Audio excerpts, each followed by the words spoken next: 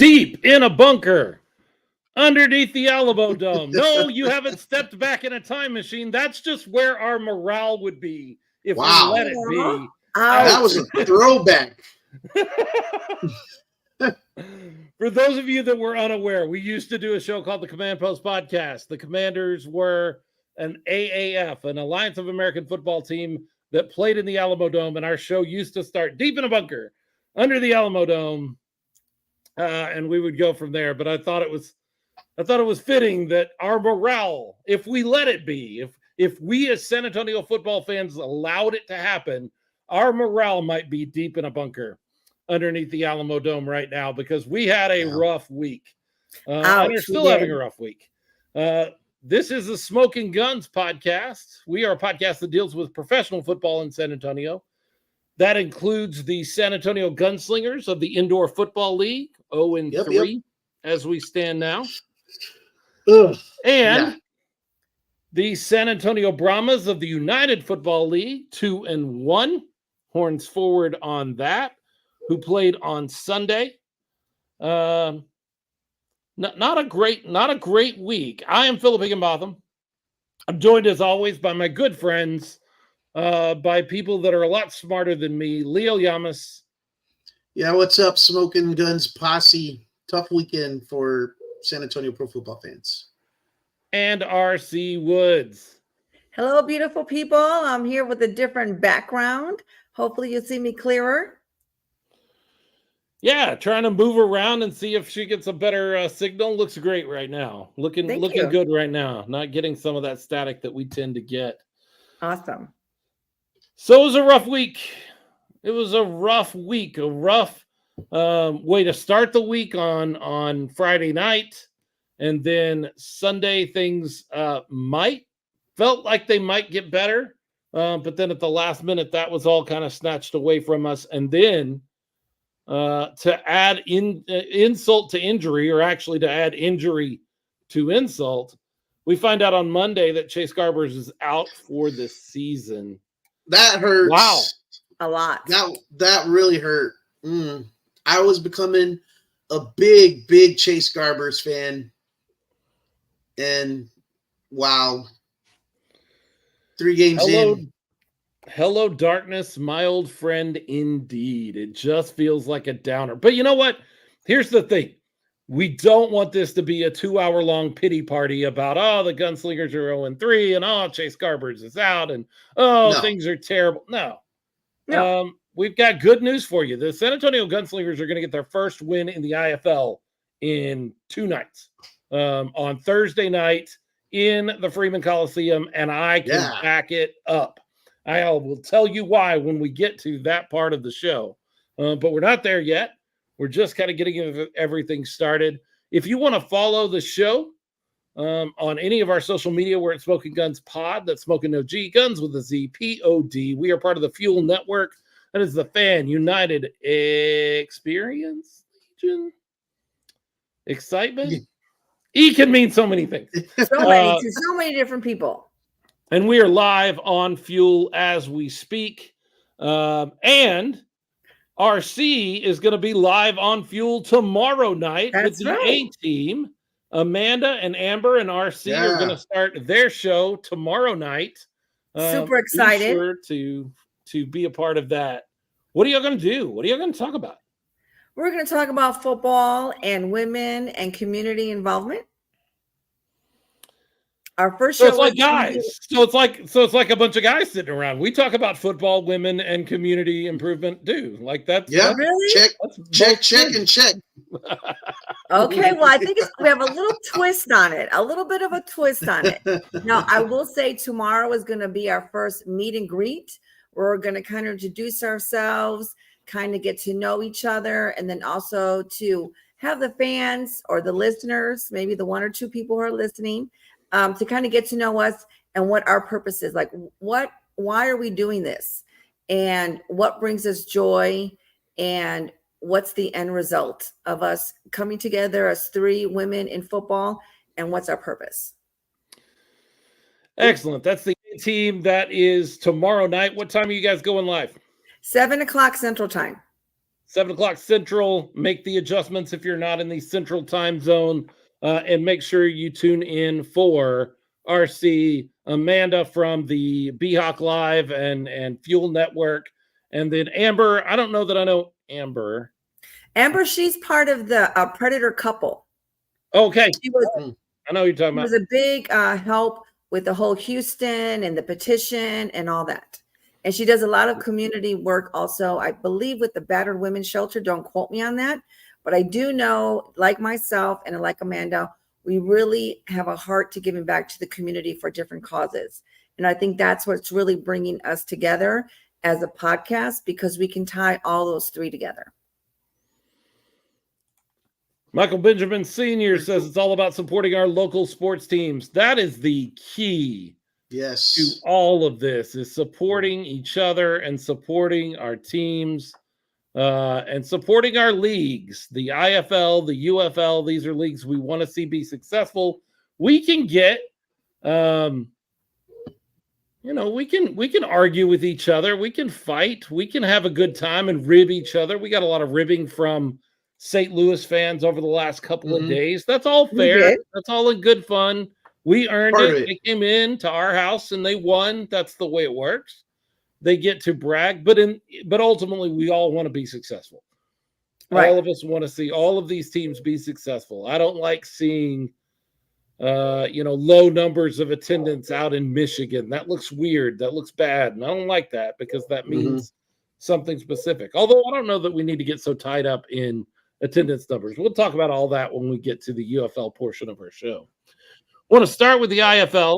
In the IFL on Friday night, the San Antonio Gunslingers headed up to Vegas, and what happens in Vegas can stay there. Keep that over there. Keep it in Vegas. It's like a bad dream, Keep that defense in Vegas.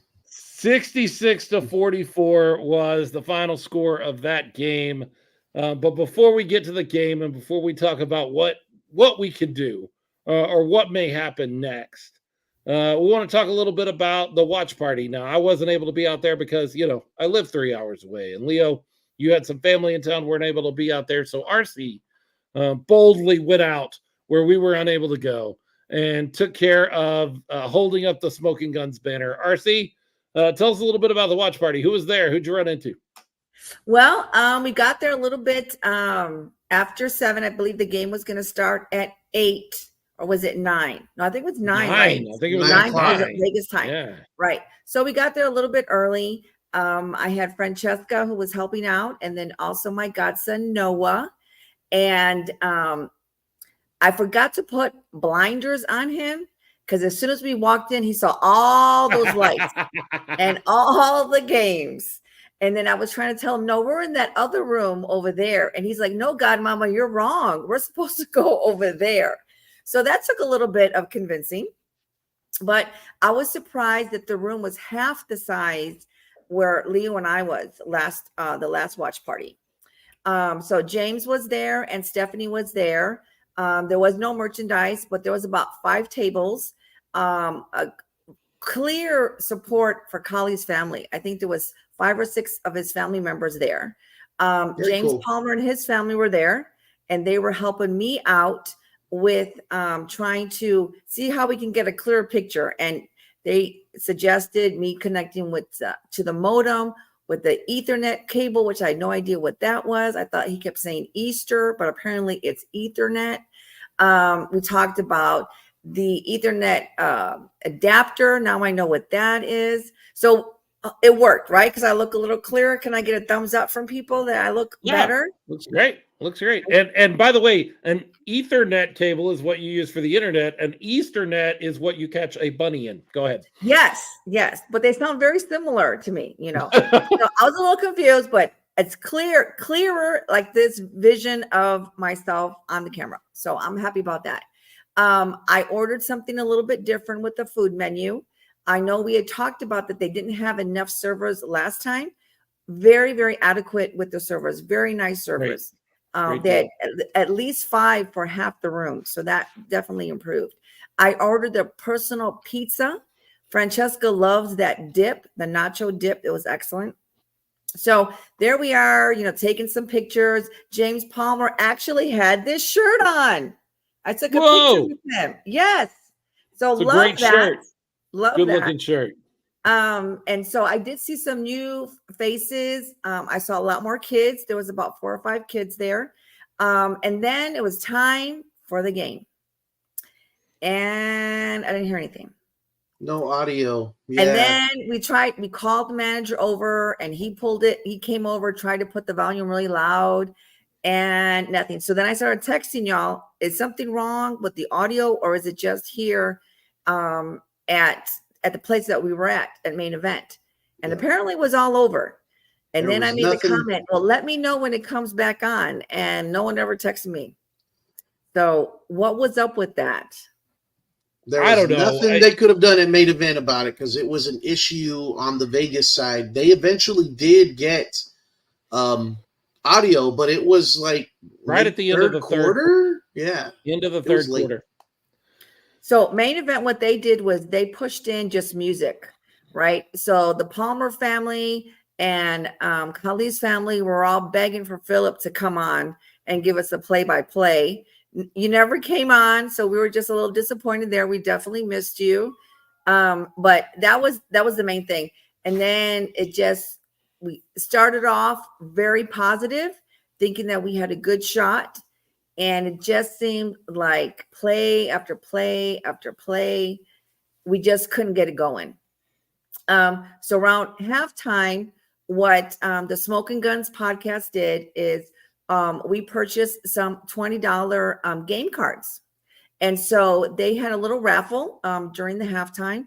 And there was this one really cool game where they had these straws lined up and they had a coin. It was one of the medals. And they had to throw the medal onto this little formation of straws. And there was 2 contestants. One was from the Kali family. Another one was from the Palmer family.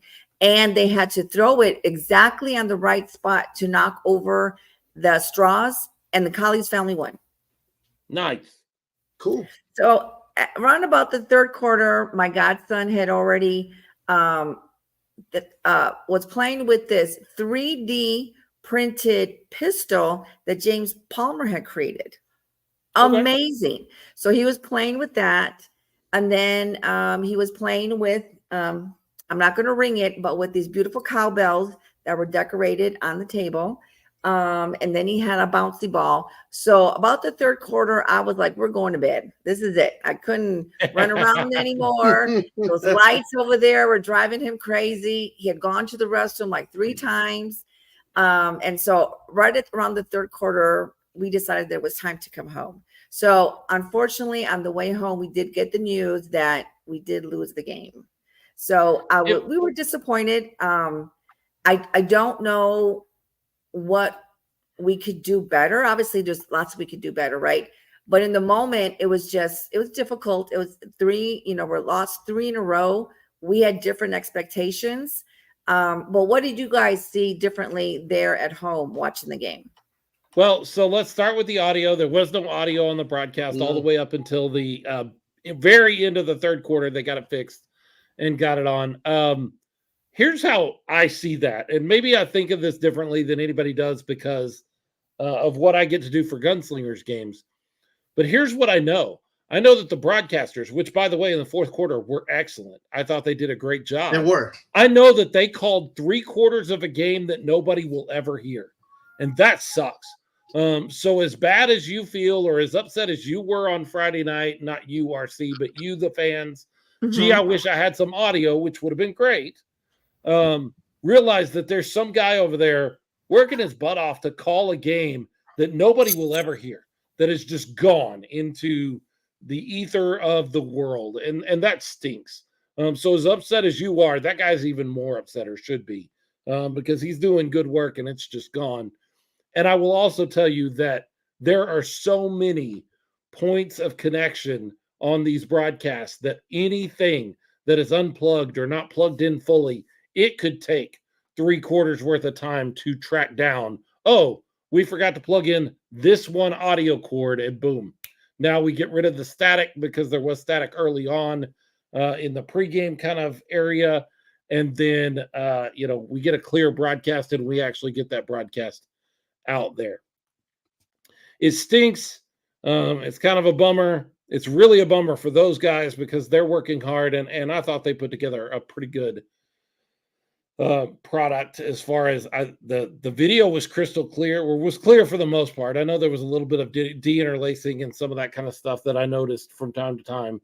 But I thought the broadcast was good. It just stinks that we didn't have audio. Leo and I were texting back and forth throughout the game, trying to figure out what was that penalty, what just happened there, because we didn't have any of that feedback coming from either the officials or from broadcasters. And it will change the way you feel about broadcasters to watch a game without broadcasters that you desperately want some information and you can't get it. You'll start feeling better, feeling different about broadcasters. Leo, what did you think of the game? Not the game itself. We'll talk about that here in a few minutes. But what did you think of the experience of the game, as it were? Well, was it beyond what we've already talked about? The disappointment of not seeing or not being able to hear the broadcast. One thing I missed out on that I realized later is I was watching the YouTube broadcast on my television.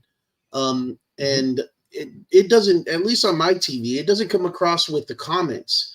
And I noticed later on when you do it on the actual computer or PC or device, then you see the comments off to the side of the game.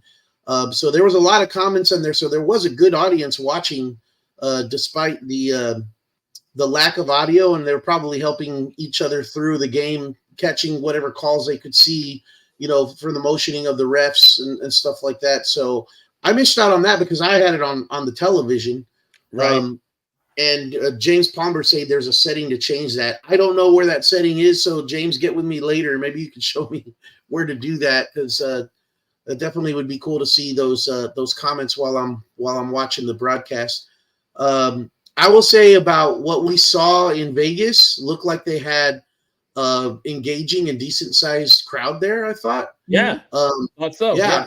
It was definitely really nice facility, nice field. I know from watching some of the players' social media accounts that they got treated well in Vegas. The facilities that they were at and where they were staying, and some of the places you could see on social media, they were excited to be there. And it looked like it was a good experience actually being there at the game. The only thing I questioned about, which I thought was funny, and I texted over to you, Philip, was they have a cheerleading squad just like we do. I was going to mention that. Of course, they're our 6 shooters are tops. Nobody's going to top them. But what I did see of them, I thought they were a good crew. But I thought it was interesting that they had to jump the walls and sit on the walls themselves to actually get on the field and do their performances. And I was like, wow, that's kind of interesting that they make their cheerleaders hurdle the wall to do that. And then I noticed on the kickoffs, they're actually sitting on the wall, and some of them are sitting on the side receiving the ball, which kind of puts them in the line of fire. I was a little concerned for them. I was going to say the same thing. I'm glad that the Gunslingers have a safe location for our 6 shooters, that they're able to do their job effectively and without being have a chance of getting harmed. I was worried about their cheerleaders. I love their outfits. I love their dance routine, but for them to be in that location worried me, that they, like you had said, Leo, they had to jump over the wall for safety, that they were sitting up there like sitting ducks. And then if the ball bounces off, it's they can be tackled. I mean, not intentionally, but they could get hurt. And so I just think if Las Vegas cheerleader head coach is listening, look out for the cheerleaders a little bit more. Make sure their safety is also taken into account. I get it. It's a game and cheerleading is just a part of it, but we want safety for everyone. Yeah, I'm sure those girls are ready to move quickly. They have to be. Absolutely. Well, that's all the off the field stuff, the watch party, some of the things that we noticed on the broadcast. When we come back, we're going to take a quick break. And when we come back, we're going to talk about on the field. And there's lots to talk about. And I know Zach Brown is kind of hanging out and listening. We'd love to hear maybe from you, Zach, on some of the stuff you saw as you were with them in Vegas on Friday night. And at the end of the show, when we get all the way up to 8:40, we are going to be doing our new segment, Bull Spit or Bull Spit and Bullseye. What's your best of the week? The bullseye, the thing that hit it just right for you this week.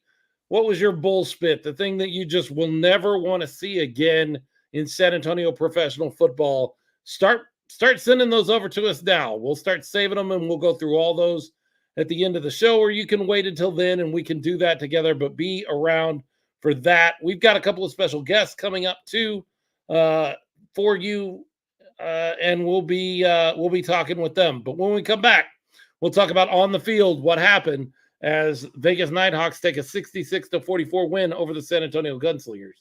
Stick with us. We'll be right back. Smokin Gunz podcast. Hang with us.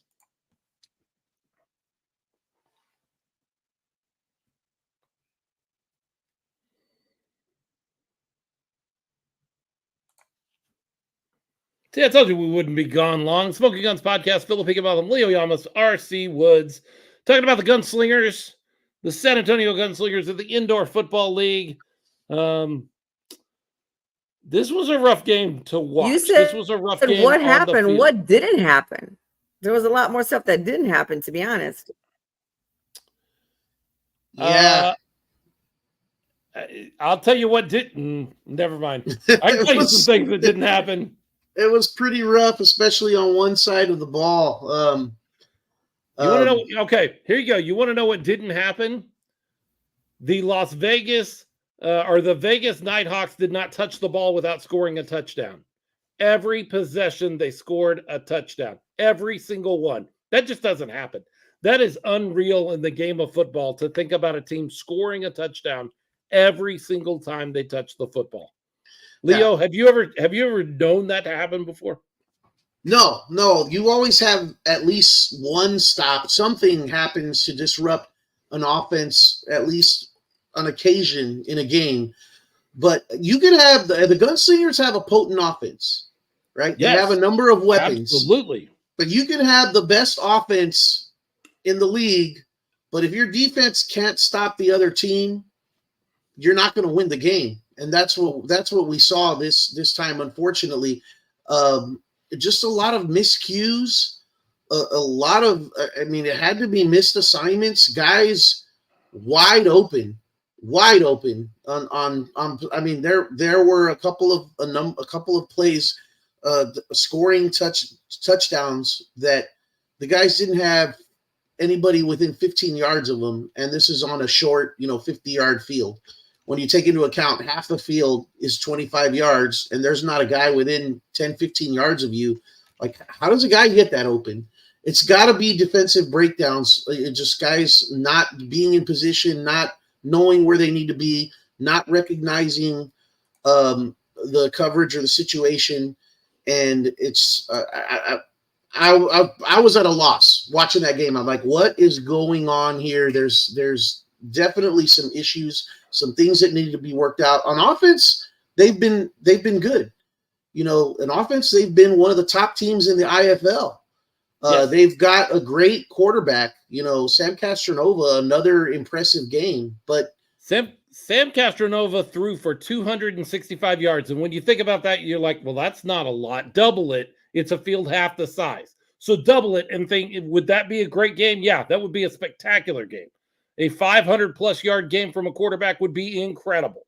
He had 265 yards, 4 touchdowns, no interceptions, a rushing touchdown. Keyshawn Harper also had a rushing touchdown. The problem is not on the offensive side of the ball. That is production. A quarterback that's throwing for 265 yards, responsible for 5 touchdowns, getting another touchdown. Like, you are producing on the offensive side of the ball. That doesn't seem to be the problem. I don't think anybody that watches the Gunslingers over the last 3 weeks looks at this team and thinks that the problem is anywhere other than defensively.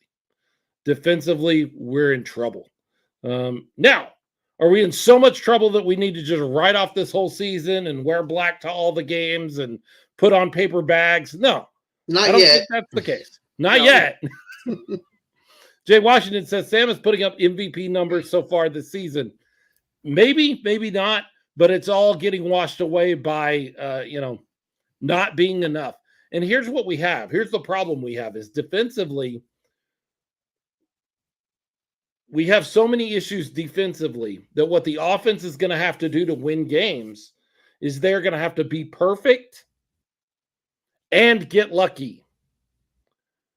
Not one or the other, both.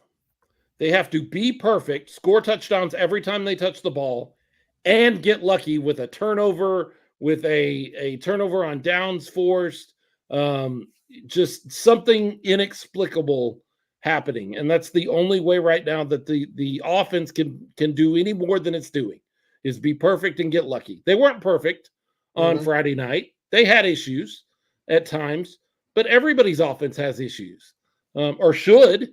True. That's what the defense is on the field to cause, is issues. A couple of people in here offering up some ideas of maybe how we can fix this, and I love that both of them go to the same place because it's where I would go. Jamar King says, we need quarterback pressure. James Palmer says, can't get quarterback pressure if no coverage. I disagree, James Palmer. I think if you have a disruptive pass rusher, whatever that looks like, signing somebody else, developing a scheme here in-house that creates more quarterback pressure, whatever the case may be, if we can get more quarterback pressure, I think you force more turnovers. I think they don't have time to find the open guy in coverage, even if your coverage isn't great. I think having that quarterback pressure would change a lot about what we're seeing right now. Right now, we are one of the only teams, we might be the only team in the IFL that has no sacks, no recorded sacks. Wow. Well, That's not good. that's a telling stat. Ralph Judkins can chime in here in a minute, because I think that's who I got that information from. And I know he's watching with us, so he may come in and tell me I'm wrong on that. But we are the only team, or one of the only teams, that has no recorded sacks so far this season in 3 games. That's where the issue is. We're just not quick enough. That would help. Yes, it would Boy, help. I'd love that. Kevin Lewis says Justin Alexandra would have fit well, but oh well, he is over in Odessa. And Ralph Judkins comes in and says facts, so I got that correct. Justin Alexander is over in Odessa getting ready to play in the AFL this season, should the AFL play. So we don't have him here. But yeah, a guy like Justin Alexander, I think, changes a lot on defense for us. And I don't know that we don't have that guy in-house. Maybe they're just not in the right position. But right now, defense, look, I don't want to bag on anybody. Zach Brown is out there right now, and he's been quiet through this segment, and I understand that. He didn't get an opportunity to play a lot of defensive snaps anyway because they were trying to make some changes and do something a little different. Yeah. I'm glad they're trying things. I'm glad Coach Tomanos is trying things, and we lost Jeff Ejeckham. He released Jeff Ejeckham, and we brought in one of the leading tacklers last year in the IFL until he was injured. Papoulian. How do you say his name? Papoulian. Yeah. And so, they're making changes. They're trying to do some things. I don't think it has to be a wholesale kind of change. I like this idea, Jamar King. I'm not against trying anything right now. And if that means putting Zach Brown in at defensive end, I would try that for a game. Why not? Yeah. What are you going to lose? You're not going to get any quarterback pressures, and they're going to beat you deep for a touchdown every time they touch the ball? Okay. Yeah. We definitely have to change it up. What we're doing is not working.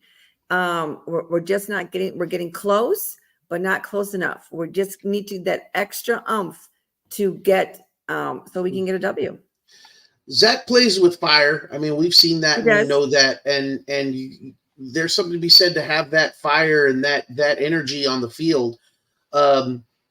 They decided to try something different this time around, and like Philip says, when things aren't working, you try different things. So we can't fault that, and we can't sit here and pretend to know more than the coaching staff. We don't see what happens at practice. We don't see what they have on their, clipboards, and when they're writing up plays and the defensive strategies and when they're reviewing film. We don't see any of that. We're just fans sitting here, talking about what we notice and talking smack, and we're just fans. But right. As fans, it's hard to sit here and watch your team struggle the way they have. Kevin Lewis mentioned they ran on us as well. I was going to say that earlier. I mean, there were some wide open run plays where it just seemed they had, a 10-yard cushion or hole, where a gap where they could just run and, easily move the sticks on multiple times. And it's just hard. Something needs to be fixed on the defense. We can make guesses and we can present ideas, and nobody's going to listen to us because we're just fans on a podcast. But as fans, we like to discuss things and talk about things and release our frustrations as a fan of the team. I will say this. You mentioned get lucky earlier. There were times in the second half where you say you can get lucky and you can win that way. Sometimes there was a point where things were so not working on defense that I had said at one point, Philip, onside kick every single time. Right. Because it seemed like when Las Vegas got the ball, it didn't matter if they got the ball on their own 5-yard line or on our 5-yard line, they were going to score. So if they're going to score regardless of positioning, may as well try an onside kick and see if you get lucky and recover and keep them from having that possession, because it didn't seem like we were going to be able to force a non-scoring possession for them the way things are going. And in fact, did not. And we didn't. It's frustrating. It's frustrating as a fan to watch. Yeah, it was. Oh. Kevin Lewis, I think, asked earlier how many possessions versus how many scoring possessions. I'm looking down the list right now. I just want to isolate the Gunslingers because we've already talked about the fact that Vegas did not have a possession that did not end in a touchdown. We had 4 possessions as Gunslingers, one on downs in the second quarter, one that ended the half in the second quarter. That was a killer. And then the exact same thing happened to us in the fourth quarter, where we had a turnover on downs and then the end of the game that ended a possession. So 3 or 4, depending on how you count those. Jay Washington, Vegas scored 66 points on 29 plays. Yeah, that's the other thing we haven't talked about yet. And we're not piling on. This is just what happened. The abject truth. The numbers, you can't lie about the numbers. 1 and 2 and 3 play drives for Vegas. I mean, it was rough. It was rough. It was, I was really hoping that we would go up to Vegas and kind of expose them as sort of a paper tiger. They had a win against Arizona that was kind of inexplicable, where they were close in the end and they kicked the last minute field goal to win the game. And then they beat Jacksonville, and Jacksonville is reeling worse than we are right now. And so I was really like, oh, we're going to go up to Vegas and we're going to actually see us put together something, and it's going to be nice. That's, of course, not what happened.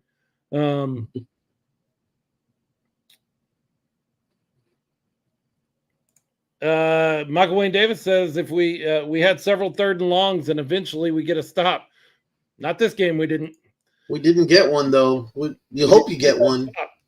I understand the thought process is the more you force 3rd and long, the more opportunity you have to get the ball back on downs. I don't know. The one thing, and it's not even from me. I was discussing this actually with Cody Brooks because I want to give credit where credit is due. I was discussing this on Saturday morning via text with Cody Brooks, and he goes, man, having a disruptive pass rusher, not just a pass rusher, but somebody that can disrupt, somebody that gets around in a quick, crazy way. Not somebody, because here's the thing. If you just have a really solid pass rusher, but nothing on the other side, in this game, the quarterback's just going to go out the other way.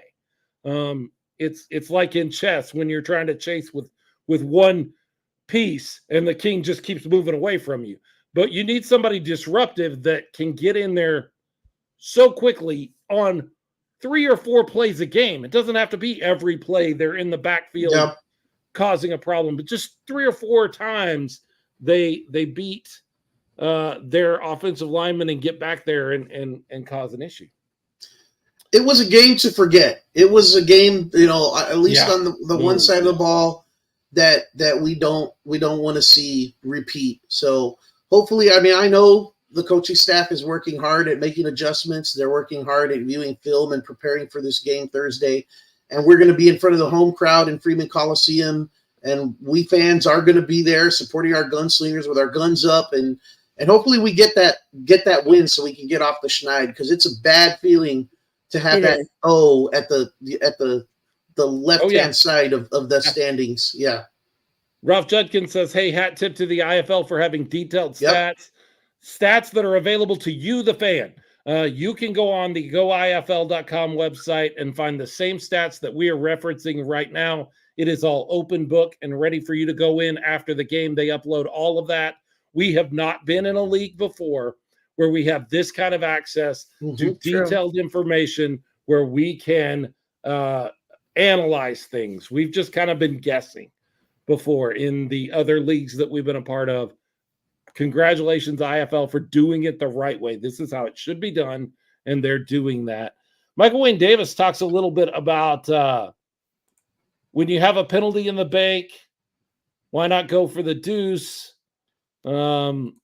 I think the same way, and Tom Manas and I could be different. We are different.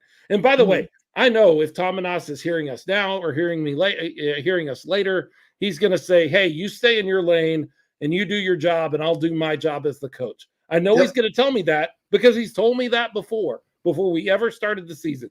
Coach, we're not telling you how to do your job. You know more than we do. We know that. Oh, yes. We're just fans, and we're doing what we can to try to come up with some idea or opinion. But there's no doubt right now that what we're doing isn't working. And so, we don't have the answer. We're not saying we've got the answer. We're just saying that we got to do something. Something's got to happen. And just some trivia question. I think Michael had said, Wayne Davis, that on his trip to Vegas, the Gunslingers are on the same plane. That's exciting. Oh yeah. Very cool. That's cool. I think that's true, right, Michael Wayne Davis? Is that true?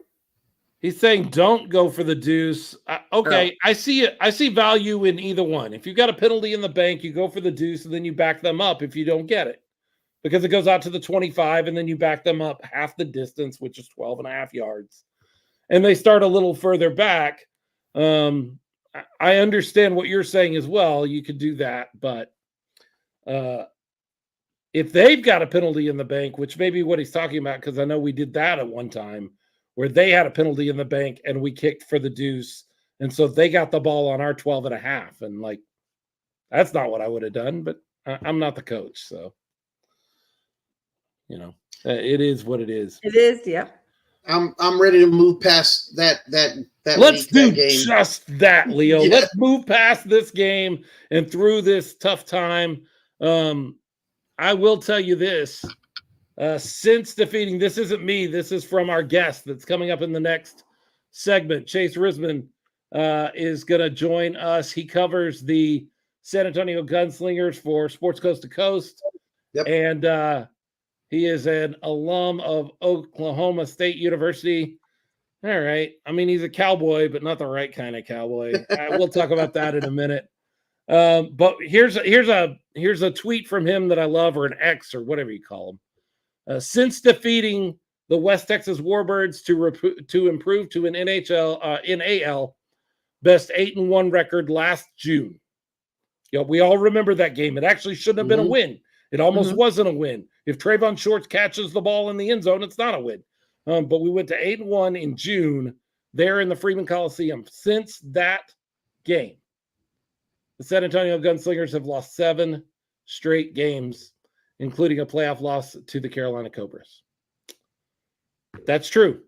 And while I know that our coaching staff and maybe even our team staff would say it's a completely different team, not to us, not to the fan, it's still the San Antonio Gunslingers, and it's still 7 straight losses. But, and when we get back, Chase Risman is going to be with us, and I'm going to explain to everybody why it will not be 8 straight games. I'm ready. The first game. Preach it. The first win of the IFL, Gunslingers in the IFL, is coming in 2 nights. Stick with us. We're going to be back, and I'll tell you how, and we'll be joined by Chase Risman, who will take us through what his thoughts on the Gunslingers. Stick with us. Smokin Gunz podcast. We'll be right back after this.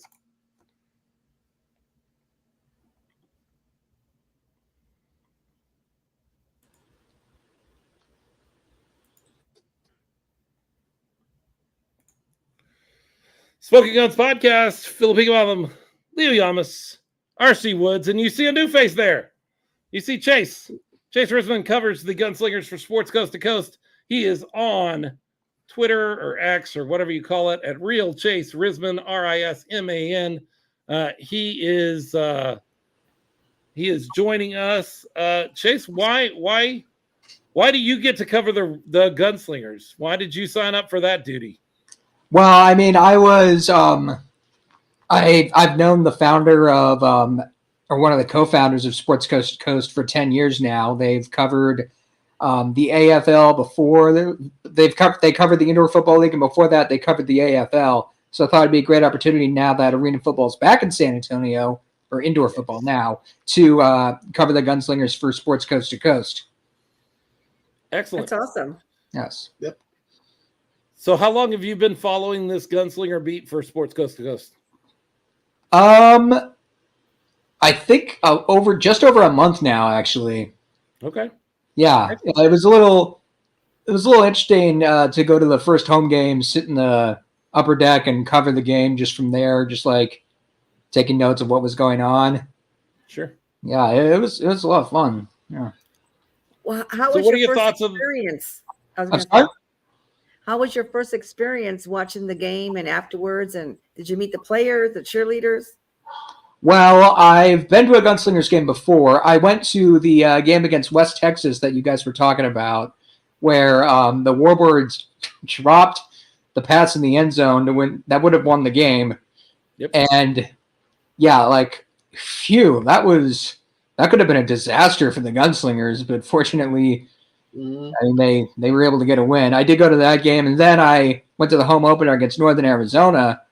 I mean, just to see the IFL logo on the dashboards on the walls was incredible, because I've been following this league for the last 3 years, and to think now that there's an IFL team in San Antonio, and just to see the logo right there was just, it was surreal. It was just an amazing feeling. So what do you see when you watch the Gunslingers right now? You've been watching all the games. You're familiar with the sport. You know what you're seeing and you know what you're not seeing. And you're not a fan necessarily tied to the team like we are. You are more in that journalism sort of area. What are you seeing when you watch the Gunslingers right now? Well, the offense has been fantastic. I mean, Sam Castronova has been great. Naquan Murphy's really stepped up. I think everybody expected Kali Rashad was going to be the top weapon as far as the wide receivers go. He's off to a slow start, but Naquan Murphy has definitely picked it up.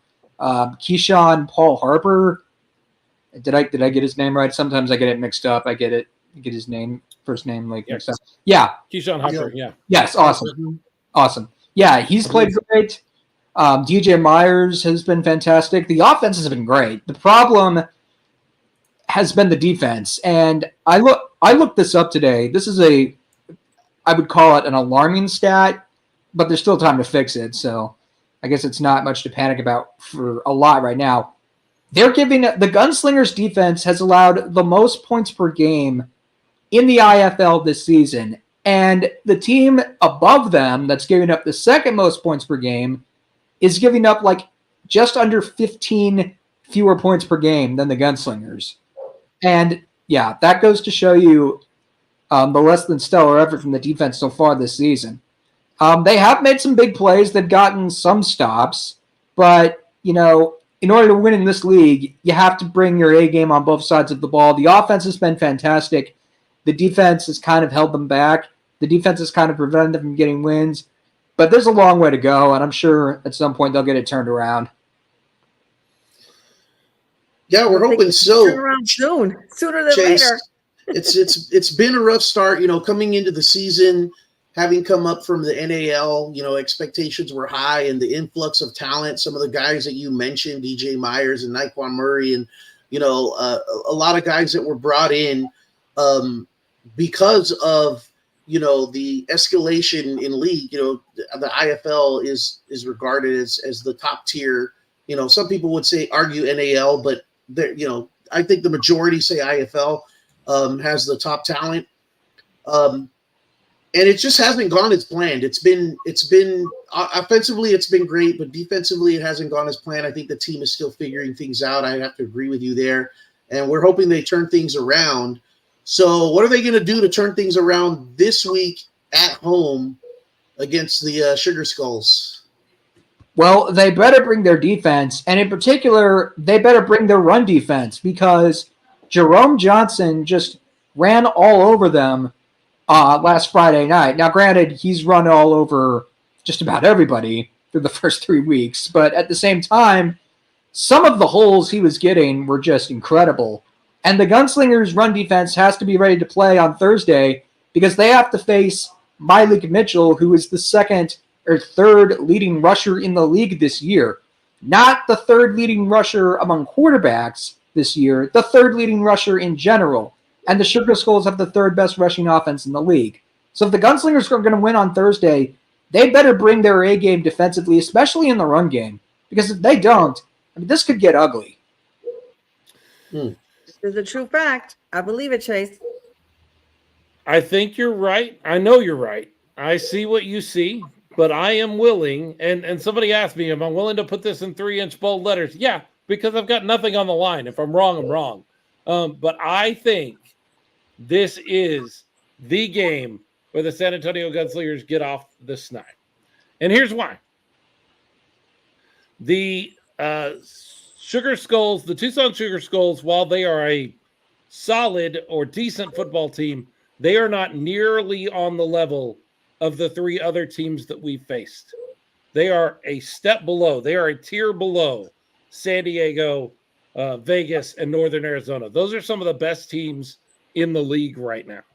And Tucson, to their credit, they're okay. They've gotten a win. They've done okay, but they are not near those other teams. And they played on Sunday night. They played the Bay City Panthers. They got beat up pretty bad, physically and on the scoreboard. Now they have a quick turnaround where they have to travel. We don't. We're at home. They are traveling to meet us. And if you watch the Sugar Skulls broadcast, the Sugar Skulls and Bay City broadcast, you found out that they have to take a bus from Tucson to San Antonio. They are not flying. They are on a bus. Heck, they might be getting on a bus here in the next few hours to get here on time. We know, as San Antonio Gunslingers fans, how a long bus ride just deflates your team. We did that once in Carolina, and it was awful. It was the worst loss that the San Antonio Gunslingers ever had against the Carolina Cobras up there in Carolina, in Greensboro, after how long was that bus ride? Do you remember, Leo? It was an eternity. I hear what you're saying. I think you're right. It was like a 16-hour drive. It was long, very long. Like a death ride. Was that? Says, it was almost like a death currently ride. Driving on the bus to San Antonio right now. Yeah. Was that for the playoff game last year, or was that like the second to last regular season game? So this was the third game of the regular season back in 2022. We had played 2 games at home. We had played Orlando and then Columbus, and this was our first road game, and travel issues happened, and travel wasn't booked the way everybody kind of thought it was, and so their only recourse was to take a bus ride up to Greensboro, Carolina, and it was bad. It was bad. It was ugly. And Tucson has to do the same thing after just getting beat up a few nights ago.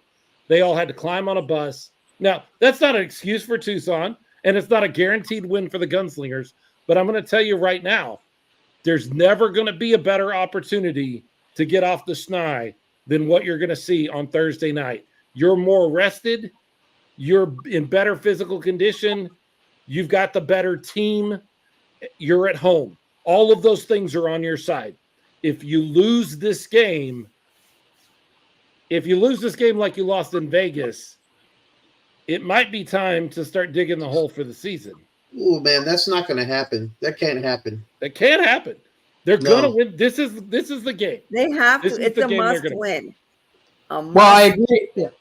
I agree with what you were saying about how. Well, first of all, yeah, what you were saying about Tucson playing on a short week.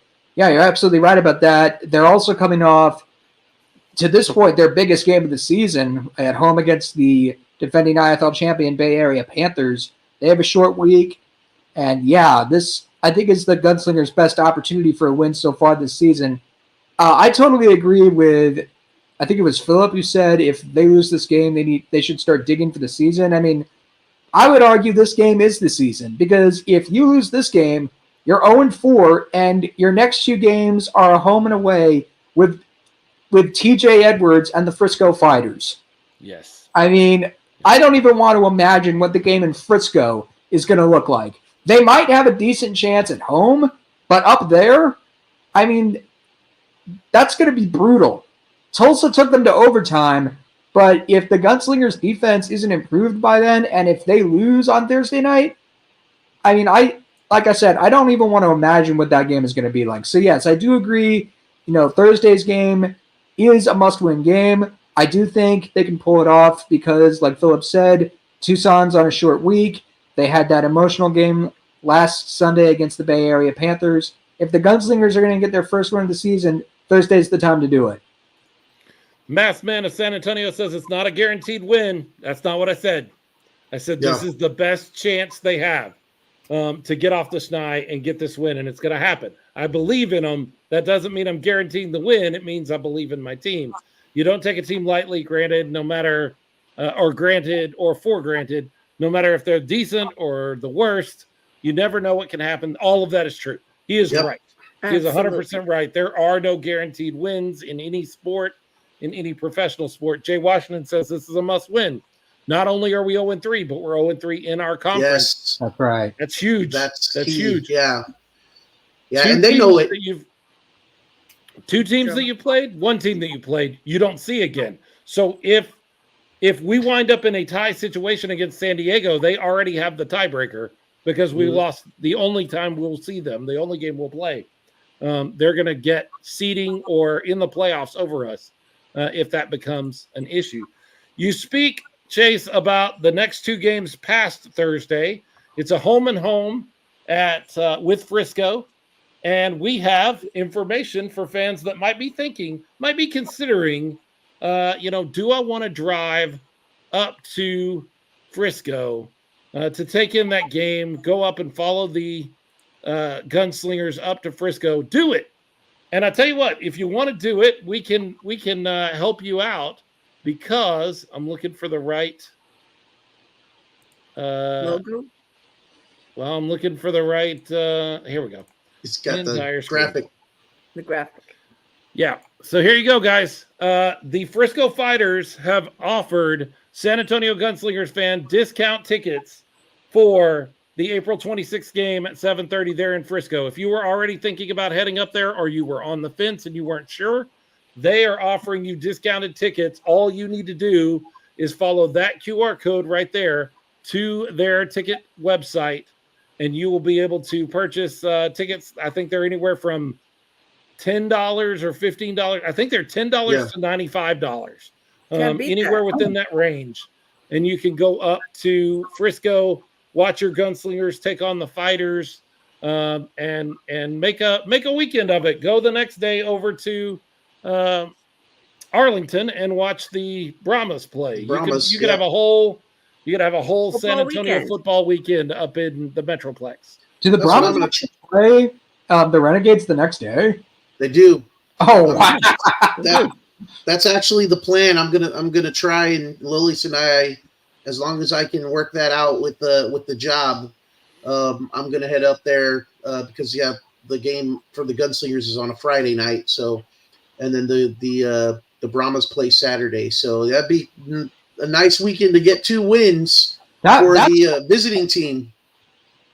Yeah. Hopefully Gunslingers fans will make the trip up I-35. I mean, that's going to be a great rivalry once it gets going. Yeah, I think so. There's that QR code. You can go get your tickets for the Frisco game up in Frisco. Obviously, we expect to see all of you in San Antonio, including you, Chase. Chase, if they want to find you on social media, how do they do that? You can follow me on Twitter. Yes, I'm still calling it Twitter. It's Twitter. Thank you. At Real Chase Risman. I cover the Gunslingers for Sports Coast to Coast. We are on Twitter at SCTC. They're also on Facebook, Sports Coast to Coast. I cover the Gunslingers for Sports Coast to Coast. They cover the Indoor Football League. They've got writers for several teams. I'll be writing the post-game recap for Thursday's game, so you can check that out. We'll see. Maybe I'll be writing a win. Maybe I'll be writing about the Gunslingers' first win as a member of the IFL. You will. You will. So. Yes, I hope so. That's what you'll be writing about. Absolutely. Chase, we really appreciate having you on, you coming on and sharing your insight. We want to do this again. If you're amenable to it, we'd love to have you on again as we make our way through the season. It's a long haul. I saw Kevin Lewis here say, we went from talking about winning an IFL title to a must-win game 4. Is it me? No, it's not you, Kevin. That's where we're at. But that's going to make the IFL title so much more interesting. Like, if we'd have just come in and dominated from the beginning, that wouldn't have been near as much fun as being down in this hole 0-3 and coming back to win it all like we will at the end of the season. That's going to be exciting. Jamar King, if you're going up to Frisco, try to beat that traffic. 35 is no joke. I-35 is the worst highway ever. I hate it, and I'm glad I live near Houston so I can take 45 up. And 45 is not great, but it's better than 35. Chase, thanks for spending time with us and hanging out with us. We really appreciate you coming on, and we want to do this again. Go follow Chase on Twitter. Yep, Twitter. That's what it's called. No worries, guys. Thank you very much. No hard feelings, Philip, about the Dallas Cowboys whatsoever. Oklahoma State. Yeah. Oh, yeah. Yeah, I didn't give you a hard time for your Okie State Cowboys. You know what? I'm Okie State. Out of the two schools there in Oklahoma, I would take the Oklahoma State Cowboys over those cheaters, those Sooners from Oklahoma any day. Yes. Any day. Yes. Yeah. I'm sorry? Thanks for thank you. Thanks for joining us. Have a great night. Thank you. You too. Take care, Chase. Thanks. That's Chase Risman. He writes for Sports Coast to Coast. We love we were happy to have him on, and I love to connect with him again in the future. If you're watching us on the Fuel Network and you are bought in and you're like, wait, Brahmas is coming up, we're about to leave you on the Fuel Network. You can still find us on Facebook at Smokin Gunz Pod, that's Smokin No G Guns with a Z P-O-D, or on our YouTube channel. But we're about to leave you on Fuel. We're making way for the Gridiron Nation. They are coming in next, starting right here at the top of the hour. In fact, they probably just interrupted me. We're going to take a quick break. When we come back, it's time to talk about the Brahmas, which was also a loss this week. Yeah. This is not fun. This is not fun. So much more fun. Let's not do this again. Let's not do this again. We'll talk Brahmas when we come back. We did have a winner. We'll talk about that next. We'll talk about the Brahmas when we come back. Smokin Gunz Podcast. Stick with us.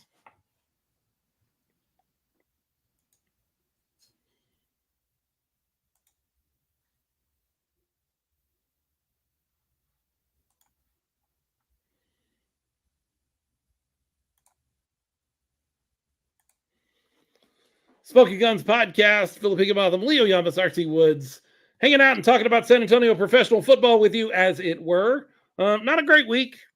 Not a fun week. But there were fun moments to the week. One of those was the tailgate and the pregame there at the Alamo Dome. Of course, I didn't get out there because I live on the other side of the world. But RC, what happened at the tailgate? We had a win. Don't you want to know what win? Who won? Nope, I kept up with the game. We did not have a win. Oh, who won? Somebody else won? It's the Who won what? guacamole contest. Oh, the at the guac tailgate. contest. Yes. Who won the guac contest? There was one winner. One winner. So we had I'll start off with this. We had 5 contestants. So we had Horns Forward podcast. We had Brittany Daggett from The Bunny. We had Vanessa Dawson. We also had Enoch Flo. And we had someone that we're not very familiar with. Her name was Christina Cabrera. Well, Enoch forgot the guacamole in the fridge. Wah, wah, wah. And he was our only one from Battlehawks. I was really excited to see that competition. And then Christina never saw her tailgating. So that's another wah, wah, wah. But we had 3. We had 3 really good contestants. We had Vanessa, we had Brittany, and we had Horns Forward. Now, to top it off, we also had some really good judges. So our first judge was San Antonio Munchies. That's Alex Cerna. He's very popular on Instagram. He goes all over San Antonio, all over the country, and even different parts of the country doing food. He was one of our guest judges. Another one was Christy Ward from the San Antonio Greater Chamber of Commerce.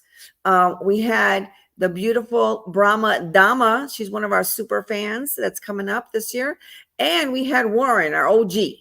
And so the contest started at 12 o'clock. They were scored on 4 different criteria: presentation, creativity, color, and taste. And you could get from 1 point all the way to 10 points. So whoever got people on color, that's not cool. Yeah. Well, I was gonna say, isn't guacamole supposed to be green? Like, is it? Yes, but there's different shades of green. Different There's color. different shades of green. I'm not eating it. Well, that's true. That's true. But so whoever got closest to 40, that was going to be the winner. And in case there was a tie, I was going to have a trivia question that was going to be Brahma related. We never quite got there, but drum roll, please. The winner of the Brahma Mama Smokin Gunz podcast was the Horns Forward podcast. There you go. They like the whole podcast. did a job. All 5 of those people like tossed in and made some guacamole, huh? It was. They came. They added some special cheese on there. Great presentation. It was just really, really good. A lot of fun time. So kudos to the contestants. Kudos to the judges, and kudos to all those tailgaters who came and cheered and came by us and encouraged everybody. And that's really what the whole point of the guacamole contest was, to get everybody involved, right? Even we had fans from Battlehawks. They came and we had a welcome basket for them. I was in line waiting for the gates to open. Right behind me was a fan from Battlehawk, all dressed up. We took pictures. He ended up giving us koozies. He came by to visit. He received the welcome basket. It had in there 2 hand towels from Texas. It had ice cubes, the shape of Texas. Everybody wants that. Very cool. Everybody, right? And the bag had blue bonnets, and I told him that was our flower.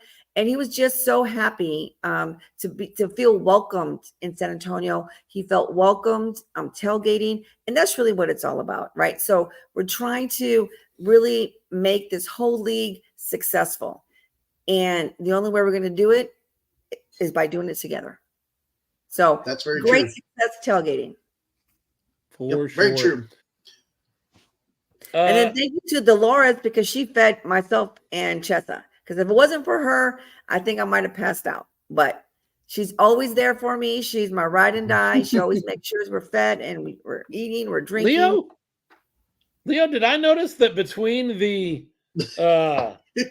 tailgate and the game, you had a costume change? Like you changed shirts? Oh, yes. That was Dolores' idea too.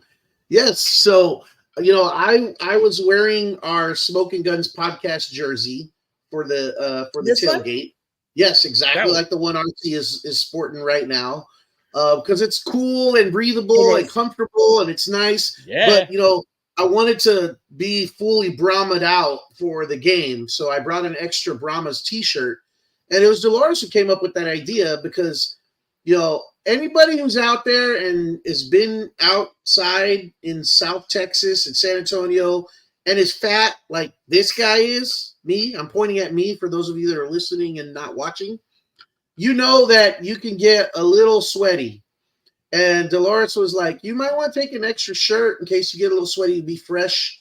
You could be more fresh in the dome once you get into the dome. And I was like, you know what? That is an excellent idea and a great opportunity to wear the Smokin Gunz podcast jersey, be fresh and eat food and enjoy all the people that were out there. A little bit more on that later. And then once I went into the game, I changed shirts and I was ready to go. Nice, fresh Brahmas shirt with my Brahmas logo and ready to watch the game and watch the Brahmas win. But win-ish. Yeah, win-ish. Okay. Yes. And you see these earrings? Heidi gave me these earrings with the little Brahma ball. I almost said Heidi has never given me earrings. No? Well, you're missing out. Let's talk a little bit about people that were there. And I don't mean specific names because we just talked about a few of those. But let's talk about people that were there. And I want to start this conversation with one disclaimer. I'm getting tired of talking about attendance. Attendance is going to be what it's going to be. And I don't know what us talking about and bandying it about so much does to add to the conversation anymore. We can look at the numbers and go, oh, that should be better. Oh, that was really good.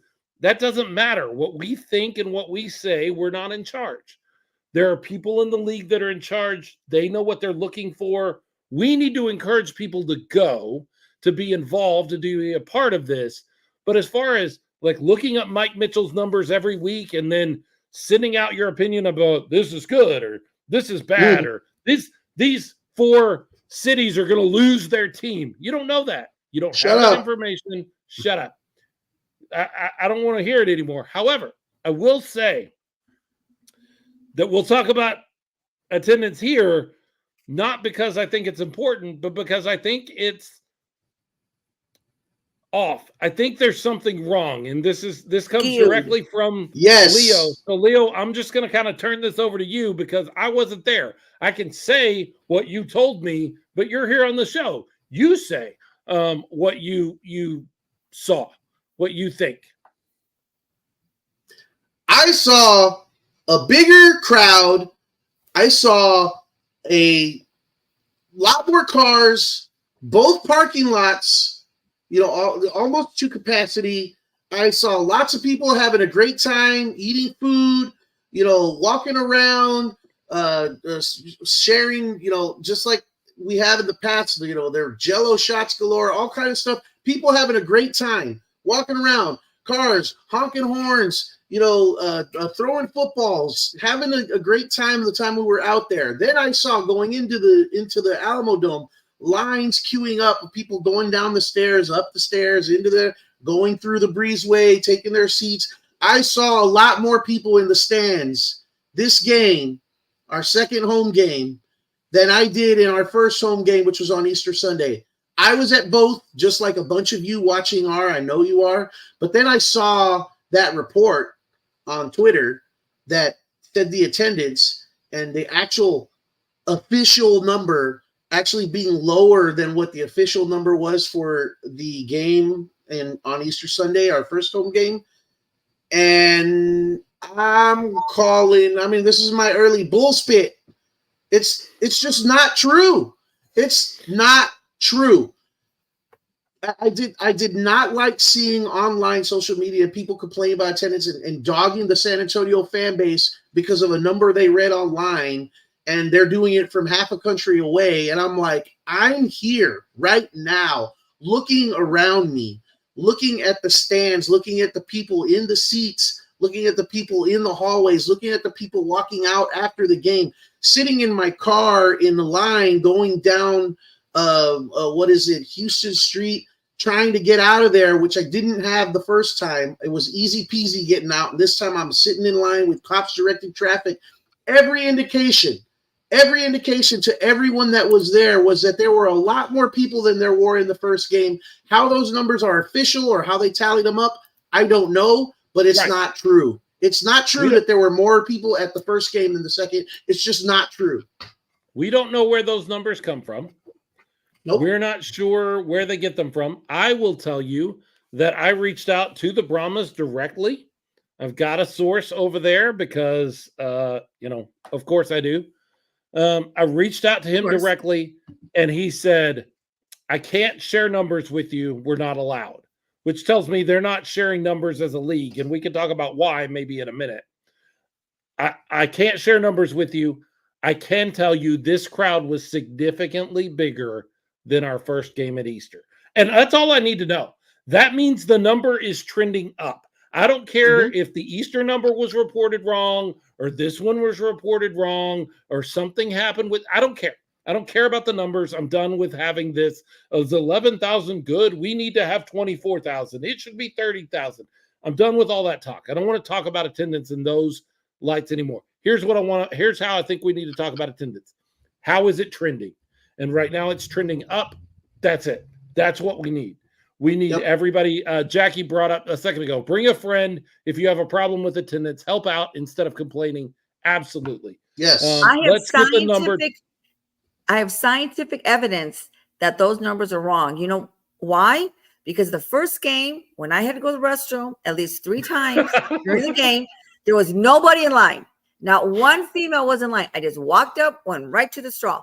This time, 3 times I went to the restroom, at least 5 ladies in front of me. That, my fans, scientific evidence right here. As my boy Jesse Pinkman would say, science, bitch. Mic drop right there. I will say this. I have learned my lesson. I have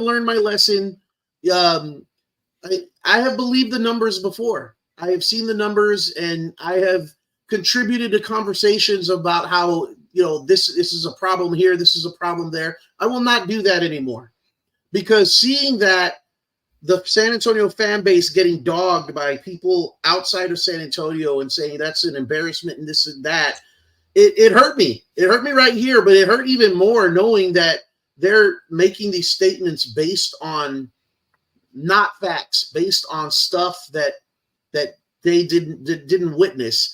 And I'm guilty just like those people are. So I'm not condemning them, because like I said, in the past, I have read stuff online. I've read numbers and believed it and made judgments. And I'm not going to do that anymore, because I've learned my lesson being on this side of it. I'm not going to do that anymore. I agree with you, Philip.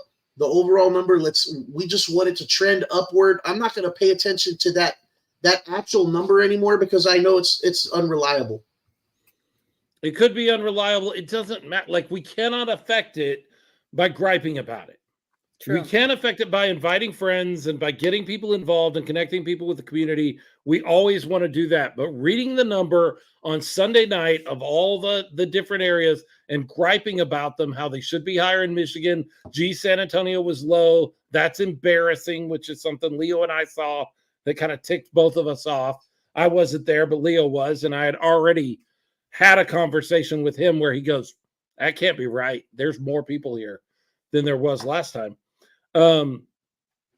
Jay Washington, since we're talking about numbers, the Brahmas did win something, the highest TV audience. That's correct. The Brahmas and Battlehawks got together for the highest TV rating. I would submit to you that I think the TV rating is more important than the actual attendance right now. True. And we had a TV rating of over 1 million people watching that game. 2 of the best fan bases in the UFL, so not a surprise. But that's good. That's something solid. That's something we can hang our hat on.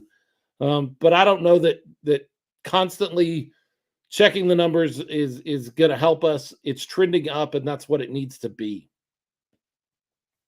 I'm just happy with the involvement, especially during tailgating, and you see the involvement in the stands.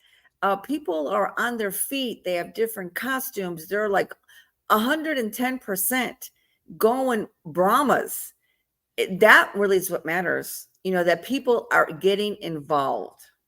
Yeah, the crowd is great. The fans are great. The fans that are there, they're loud. They're getting involved. They're cheering on the team. They're supporting them even when they're behind and hoping for that comeback that like we've witnessed on the away game. Scott Brickhouse mentioned a little while ago, saying no attendance problem in St. Louis, and I agree with that, Scott, and that's great. Over 1 million watchers for St. Louis, San Antonio, he said, and that's awesome. And St. Louis has a rabid fan base, and that's the model. That's the unicorn, I've heard it called, in this league right now, and that's what everyone wants to strive to be. And I will say that San Antonio, people outside of San Antonio gotta understand, and I think the Battlehawks fan base can understand the loss, because they lost their NFL team. Right. And have been, understandably upset about it ever since. When San Antonio had the Commanders and they were winning games and people got excited about professional football in San Antonio at the time, and we had crowds that could, as much as we could fill the dome, that's what was getting filled. Because they didn't want to, the upper deck wasn't open yet, but they were about to open that upper deck because of the amount of people that were buying tickets when the league folded. And that just really was a shot in the gut to a lot of the football fans here in San Antonio. And they've been very skeptical. They were skeptical with the XFL. Now some are still skeptical with the UFL. It's going to take winning games, I think, to really win a lot of those fans back, because of the fickle fan, that we have here in San Antonio. But I will say I am impressed with what I've seen. One of my fellow tailgaters, who has been to a lot of Brahmas games, he wasn't here. He didn't live in San Antonio at the time of the Commanders. He said that the game on Sunday or Saturday, what was it? Oh, Sunday. He said that the game on Sunday was the highest attended Brahmas game he's been to. So that's including last year. And he couldn't make it to the Easter game, but this game he was impressed. And seeing those fans and the passion that's out there in the tailgating, that's something to be proud of and be excited about in San Antonio. And that's why that goading online and that smack talk online or shaming of the San Antonio fan base really hit me hard, because they just didn't see what I saw and get excited about, because I see growth and I see excitement and I see people really investing in this team. It helps that they were 2-0 at the time, before going into the game. So I'm hoping this loss doesn't deter some people. I don't think it will. I don't think so. But I think it's an exciting time to be a Brahmas fan in San Antonio and a UFL fan in San Antonio. Things are looking good. We definitely show unity. Scott Brickhouse wants to remind you that he has not lost just one NFL team. He has lost 2 NFL teams. Mm-hmm. That's correct. Because in the mid-'80s, they lost the Cardinals. And then, of course, they lost the Rams because Stan Kroenke sucks. So, yeah, that's St. Louis. We are going to take another quick break. When we come back, we're going to talk about on the field. What did the Brahmas look like? What did the Battlehawks look like? And why is this loss not really that big a deal? I mean, it's a loss, and losses stink, and nobody likes them. But the loss itself is not as big a deal as what we may have lost during the game. Ouch. Yes. That may be a bigger deal. And I want to remind you, if you're hanging out with us live, Bull Spit and Bullseye coming up at the end of the show. They're about 8:40. Tell us what your top moment in San Antonio professional football, your Bullseye this week, and your Bull Spit, the thing you never want to see again, you never want to deal with again in San Antonio professional football. Hang with us, Smokin Gunz podcast. We'll be right back right after this.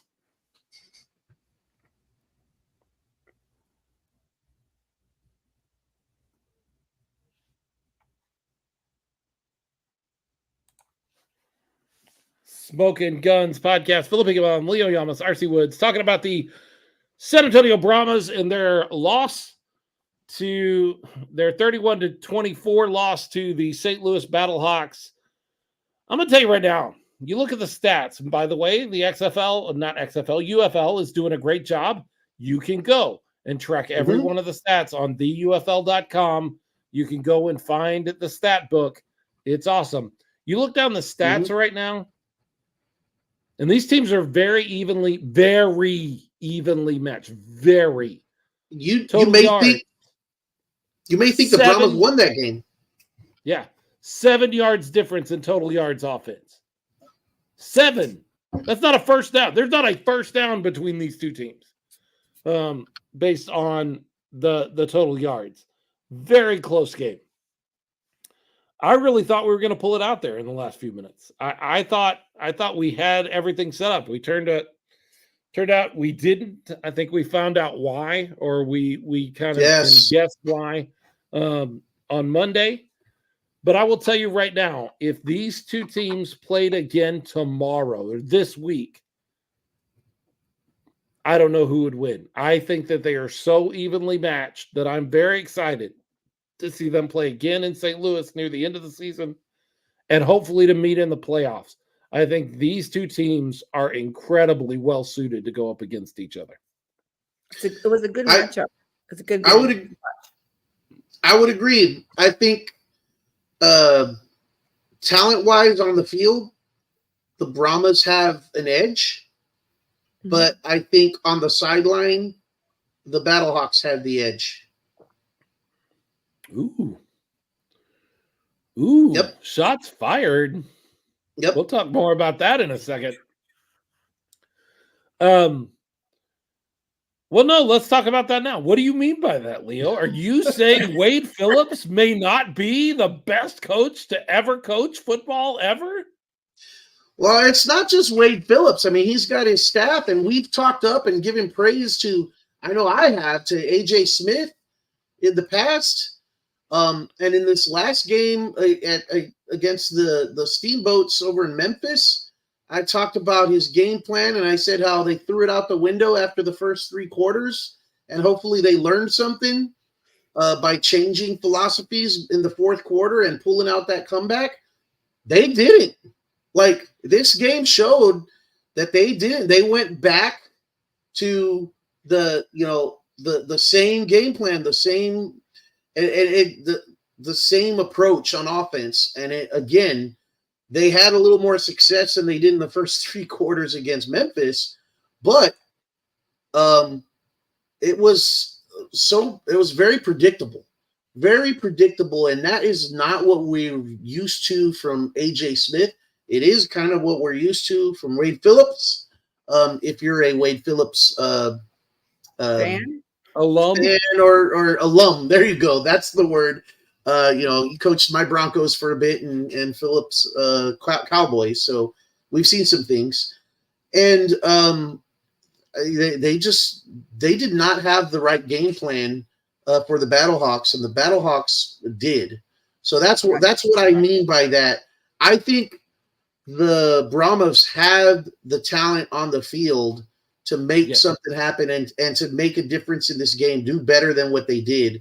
But it didn't show because, I mean, quite frankly, I think the play calling was not great. Also, you had the message up a little bit ago from Jackie Martinez, too many missed tackles, refs were horrible, routes ran were trash. That's my perspective. Yeah, the routes ran, the play calling and those routes, I 100% agree. The refs, there was some questionable They things. are what they are. I hate blaming stuff on refs. Missed tackles, yes. Giving up big plays on 3rd and long, yes. We had a couple of those. We had a huge one late in the game that I could not believe they converted, and kudos to the Battlehawks and that receiver for making that unbelievable catch in the middle of 2 defenders. But it was just really frustrating on offense, especially late in the fourth. But as you said earlier, Philip, maybe having learned what we learned on Monday, about Chase Garbers. Maybe that's why I had lots of people wondering why they didn't go for the 4th and 12 conversion late, and they ended up kicking to the Battlehawks when there was a little over 2 minutes left. Now, the defense ended up getting the stop, but they didn't do much with it once they got the stop. And, maybe knowing what we know now, Chase Garbers gutted it out, but surely with a broken wrist, you're not going to be the quarterback that you could be when you're healthy otherwise. So no. Well, I was watching when he got that hit, and he was very obvious that he was hurt. At least I saw that. I'm sure you saw that, Leo, because you're right behind me. But he was definitely nursing that wrist. And at that point, I was surprised he stayed in and that he continued. And I don't know, good or bad, that may have caused more damage. He's a competitor. He's a fiery guy. I mean, just in what we've seen him to this point, I understand. He probably thought it was a sprain, or I don't think they knew it was. I don't think they knew the extent of the injury at that time. And a lot of times you say you have adrenaline running and stuff, and you don't feel the extent of your injury when you're playing. Yeah, it'll start to hurt more and more over time, and I think that's what happened. And the most unfortunate thing is that it happened on a bullcrap late hit on the sideline. I don't want to crucify the Battlehawk player that hit him late. It happens in football. I understand sometimes you let things just get away from you, but it was just totally unnecessary. He was a good 3-4 yards out of bounds when he took that hit. Yeah, we don't want to crucify him, but maybe flog him. Like, we would be okay with maybe flogging him. There you go. Just your standard flogging is appropriate. That would be fun. Yes. I want to talk about Chase Garbers here in a minute. We've got time to talk about that, but I think it is really telling that AJ Smith's and I've mentioned this before. AJ Smith's offense, unfortunately, has a tendency to start getting very side to side. He's trying to get the ball out to his playmakers in space, and I get it, and I understand what he's doing. I've watched football a long time. I understand. But when a screen doesn't develop quickly and they're looking for it, it is one of the worst things that can happen to your offense. A wide receiver tunnel screen or whatever your bubble screen, whatever you're trying to run, that does not develop quickly and is picked up by the defense will drop you back 4, 5, 6, 7 yards. And it was happening to us over and over and over again. And they were running those same wide receiver screens and completing them because they weren't taking as long to develop. By the time you realized what was happening, the ball was already in the receiver's hand and he's jetting up the field with a blocker. It was taking too long to develop, and we were getting blown up. They were looking for it. They were ready for it. They had game plan for it. And that is my only issue with AJ Smith's offense is sometimes he gets way too side to side and doesn't start looking up the field. I want up the field, man. Get vertical. You have the talent to do it. Your quarterback has the arm talent to throw vertically and accurately and hit guys running their routes, hit them in stride. He's shown it. He's demonstrated it. I understand you've got weapons and shifty guys that, you get them in space and they can make things happen, but it seems like it's a little bit of stubbornness. Like you're determined to make that work. But if the other team is game planned against that, you got to change it up. That's what happened to make the comeback last week in Memphis. And it just, they didn't do it this time around. Then I think at the time when they wanted to do it, Chase Garbers wasn't able to anymore. Be willing to make adjustments. And when they are beating you on your wide receiver screen, do a double move on them. Have Chase Garbers, whoever your quarterback is, Quentin Dormady, whatever the case is, have him drop back and look that direction and have that receiver stop and then go on a 9 straight up past that defender that just stopped and came in to take care of that screen. Burn them. Even if you don't complete the pass, you're going to slow them down. Even if you don't get the pass completed, you're going to beat them so badly that they're going to go, whoa, I can't do that again. One time you try to beat them over the top, they will slow down on those wide receiver screens. but we were doing way too much of the side to side. Let's talk about Chase Garbers. I am not surprised at all that Chase Garbers stayed in that game, played the game out. I don't think they realized how significant the injury was, that it would be a season-ending injury. And I will tell you, I can remember Donovan McNabb playing a game on a broken ankle. Oh my I gosh. don't understand how that happens. I don't understand how you break your ankle and still play in an NFL game at quarterback. Adrenaline. I think he even ran for a touchdown after he broke his ankle. Wow. So sometimes those injuries don't appear really bad on the field. Jackie's talking about Donald De La Haye's injury. Mm-hmm. She saw him right after the game in Memphis when he came out to the bus, and you would have never known he was injured. But they get back into the x-ray room, and they get some Everything x-rays taken. the muscle. And it's a lot different. So Chase is gone for this season. I think that's a real bummer for Brahmas fans. I also think that's a real bummer for Chase Garbers, because I think he was putting together a good, solid resume to wind up in camp with somebody next year. And we all know NFL scouts and NFL talent people take a look at something like this, and it's just enough for them to go, well, not this time. I didn't see enough. He's injury prone, whatever. And that really stinks for Chase, because he was putting together a great season. Yeah. Sucks for Chase. Silver lining in the situation of a Brahmas fan, a selfish Brahmas fan. But if you wanted to have any chance of having Chase Garbers on the team next year, then this is that chance. Because the way he was going, there was no way he was going to be in the UFL next year. That's true. Right. Yeah.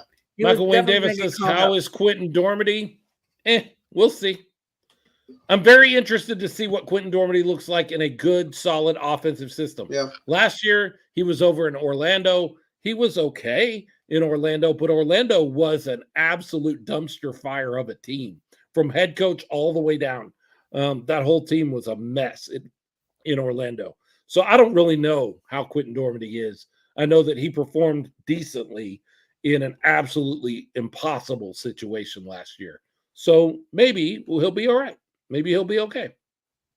Well, I will say this. So I know the connection between us and the Gunslingers. I did a mom-to-mom back with DJ Meyer from the Gunslingers, and she has another son, Guy Myers, who's a quarterback. So she threw out that name to me, says, hey, let them know at the Brahmas if they need a quarterback, my son can play. And I was like, okay, I'll do what I can, mama, So I'm saying it right here, mama. So, Guy Myers is a quarterback. He's available. Guy Myers, not Sam Castronova. We need him in the Gunslingers. Right. We can't have him, Brahmas. Don't come get that guy. It is what it is. We move forward with Quentin Dormady. I get upset about injuries, but you can't do anything about them.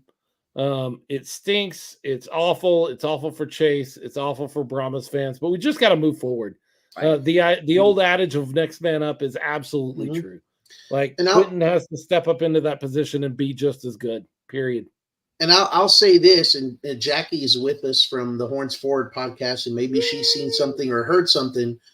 You, Philip, RC, have you guys seen anything about the Brahmas picking up another quarterback? Because I have not. And that to me is telling about the QB room that they have, the couple guys they still have in there. Because I remember Go ahead. I was going to say, I remember at the beginning of the season, or just before the season started, AJ Smith saying that it was down to the wire and that he felt comfortable with any of the three guys. But ultimately, the race came down to a very, very tight decision between Chase Garbers and Quentin Dormady. So I think they're very comfortable with throwing Dormady out there, honestly. Otherwise, they would have brought somebody in by now. I haven't seen anything about them bringing somebody in. And that's a really, really telling thing if that's the case. No, and I think they've got Quentin Dormady and they've got Tom Flacco, and those are their two guys that they're going to run forward with, which is great. Because if you remember last year when we had quarterback injury issues, it was like, grab anybody. Grab whatever's out there. Grab anybody you can. Make a trade for Benkirk. Go grab Reed Sinnett. Grab anything you can because we are drowning here. It's nice to feel like they're not going nuts panicking right now. They're not panicking. Yeah. What about that huge kicker? Is he like 6'5"? And he's big. That's also Big old boy. Oh my Big gosh, he's a dude. big guy. I love the mustache, the stash that he's got. Yeah. He looks a little older, to be honest, than some of these young players. No, I think he's pretty young. He was in the NFL for like a year or two. Played with a couple of teams. He was with the Lions and the Titans, I believe, and played in a couple of games. I was more impressed in the mustache and by his size. I was impressed with his kicking. Yeah, because he was perfect on the night, and that was good to see. He kicked well. I wish we didn't have to kick so often. It was very odd to me that the very first thing we did was kick a field goal when we had been so resistant in the first two games to kicking field goals. And then all of a sudden we change out kickers and we run up against a defense that is okay. They weren't great. They were okay. They got the job done. And Wade Phillips immediately said, didn't even pause, didn't even stop. Mm-hmm. It was just like field goal, field goal, field goal. And I'm like, you don't want to think about this? You're pretty deep in their territory. You don't want to give it a thought?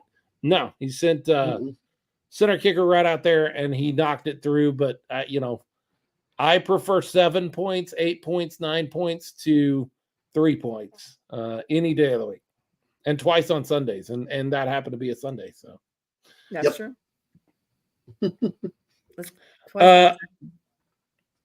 So we got another home game coming up this week, Saturday. Michigan Panthers coming to town. It's not going to be an easy one. It's going to be a tough game. And we need to talk, and we're going to run out of time because we're coming up on the end of this segment, and then we've got Bullspit and Bullseye in the next segment, and a special guest coming in, and all of our information that we like to share at the end of the show. So we got a lot going on, but RC, it's going to be a little different setup for tailgating and all that kind of stuff. Are you tracking on that at all? I kind of am. So I can jump in there and I'm not. I'm actually not going to be able to go tailgating this weekend. I know it's a shock, but my nephew's getting married, and I'm throwing him like a bridal shower meet and greet. He put his wedding on the wrong day. It's game day. No, he's my first nephew. It's game day. I'm going to the game. I'm just not doing tailgating, but I do know some information.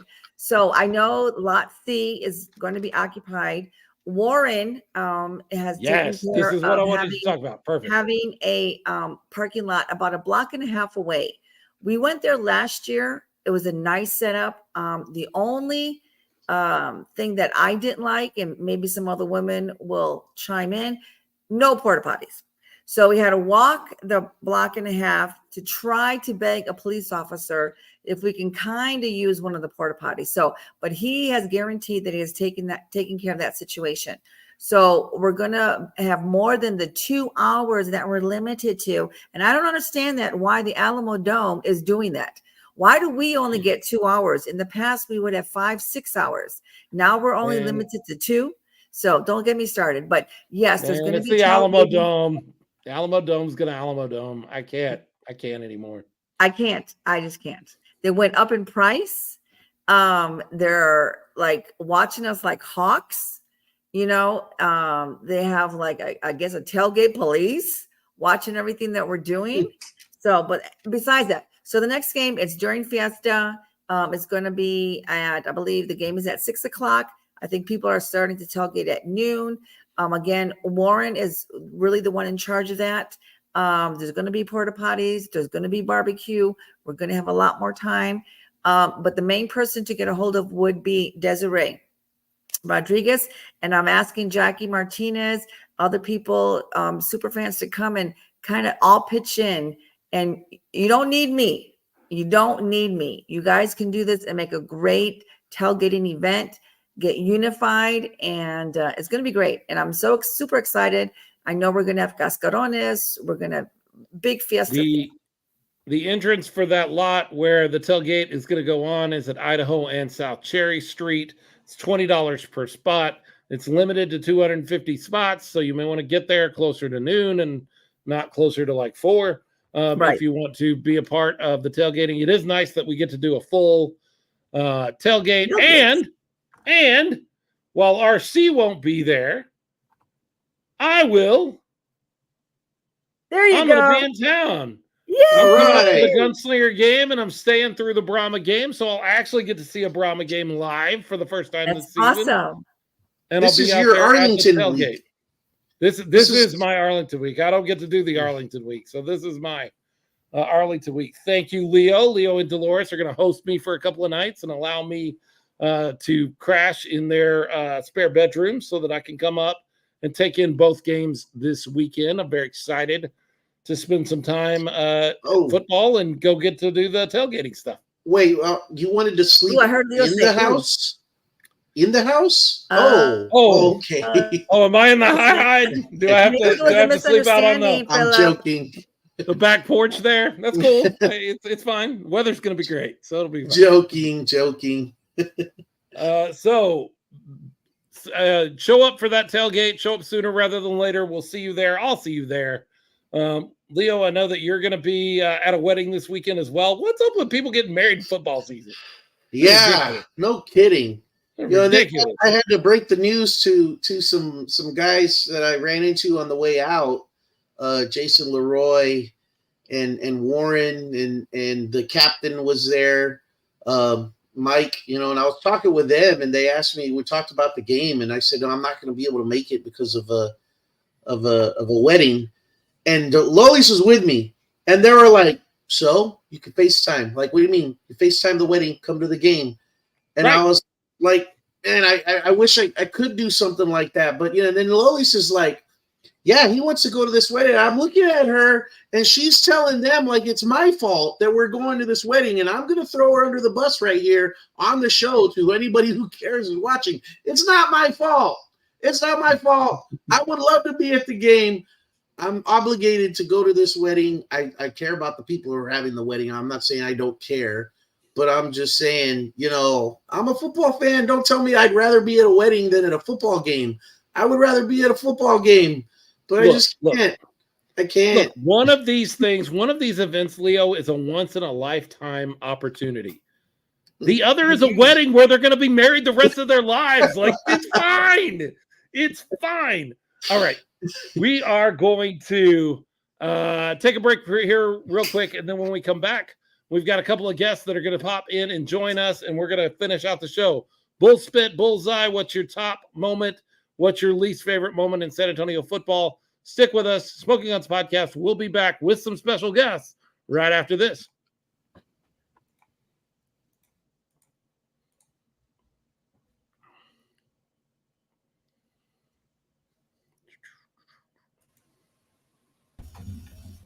Smokin Gunz podcast. Philip Higginbotham, Leo Yamas, RC Woods, and we're joined by Texas Talking Football, the whole show, and the Horns Forward podcast. You know these guys. You know who they are. It's SAJ and BD. Guys, what's going on? You guys just got done with the show, and then you just got on our done and show. popped on over here to say hi to you guys. Busy man. We are a little bit, but I mean, our show really is more kind of just, two old guys hanging out talking football. So it's not like it's work or anything. So Exactly. yeah, No, it flows no. pretty smooth. It's pretty much what we have done for the last 15 years of knowing each other. We decided to do it, on an actual podcast. So Yeah. Absolutely. So you guys, the Horns Forward podcast, are doing something really cool, and we wanted to make sure that if there are people that only listen to the Smokin Gunz and don't listen to the Horns Forward, that's stupid. Stop that. And listen to both shows. There's no reason. Like, more Brahmas talk is good. It's good for your soul. It's good for the heart. It will make you healthier. It will regrow your hair. I won't take my hat off. Do listen to both shows. But if they didn't know, you guys are putting together a bus trip up to Arlington for the game against the Renegades. Tell us a little bit about that and how that's going and what the plan is and what you need from Brahmas fans.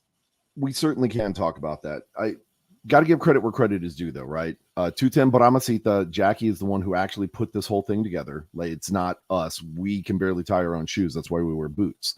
But Thank you, Jackie put together this wonderful opportunity for all of us to go together as a fan club and enjoy the game in Arlington with great seats and have somebody else do all the driving so we can have all the fun and drive all the way back. But There you go. the deal is that for $100, you get a seat on the bus and a seat at the game, right?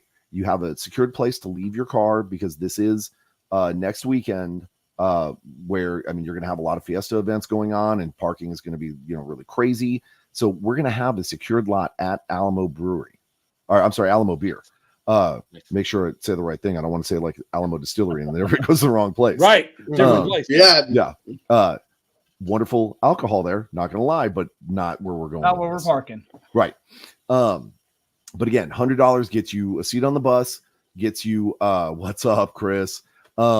Gets you a ride up there, great seats. And again, these are seats that we're all going to be together, right? Awesome. So if any of you guys remember the game in Arlington last year, we somehow magically strategically placed people around the field without actually planning any of that. And our 150, Brian, you think? I think it was a little more than that. It was probably like 2 to 250, but Okay. we were definitely louder than the Arlington fans that were there. And there were at least 8,000, maybe closer to 10,000. We were louder than the home stadium, and we made it a home game, right? So we can do that again, but we need you guys' help, right? We need everybody to get on the bus. We've got about 23 seats open right now. Yep. Again, $100. They do all the driving. You have all the fun, right? Secure parking for your car. When we get back around 1-2 o'clock in the morning, the lot will be locked up. We already have access to all that. So your vehicle will be safe and secure. You will need to take your vehicle that night. So we're not causing Alamo a problem or anything like that because they are going to open up a lot for parking the next morning. So if you leave your car there, it's not going to be there when you come back, right? So make sure you figure that out. Get your car out of there. Make sure that you have a designated driver in your group if you need to or whatever. But everything is covered here, right? The only thing you got to worry about is making sure that you take care of your food and refreshments and whatever and having a good time.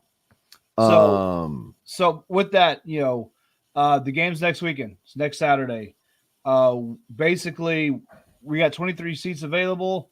That has to be confirmed by tomorrow and paid by Friday. If we don't get the full bus, then we're going to have to kind of scrap that plan and then work on what James is saying, all getting seats together. Right. And then you find your own way up there, which that's not what we want. We want everybody to ride up there together. We had a group of 8 of us go up to Memphis last weekend, just carpool up there, caravan, and it was a hell of a time. We had a lot of fun. Sure.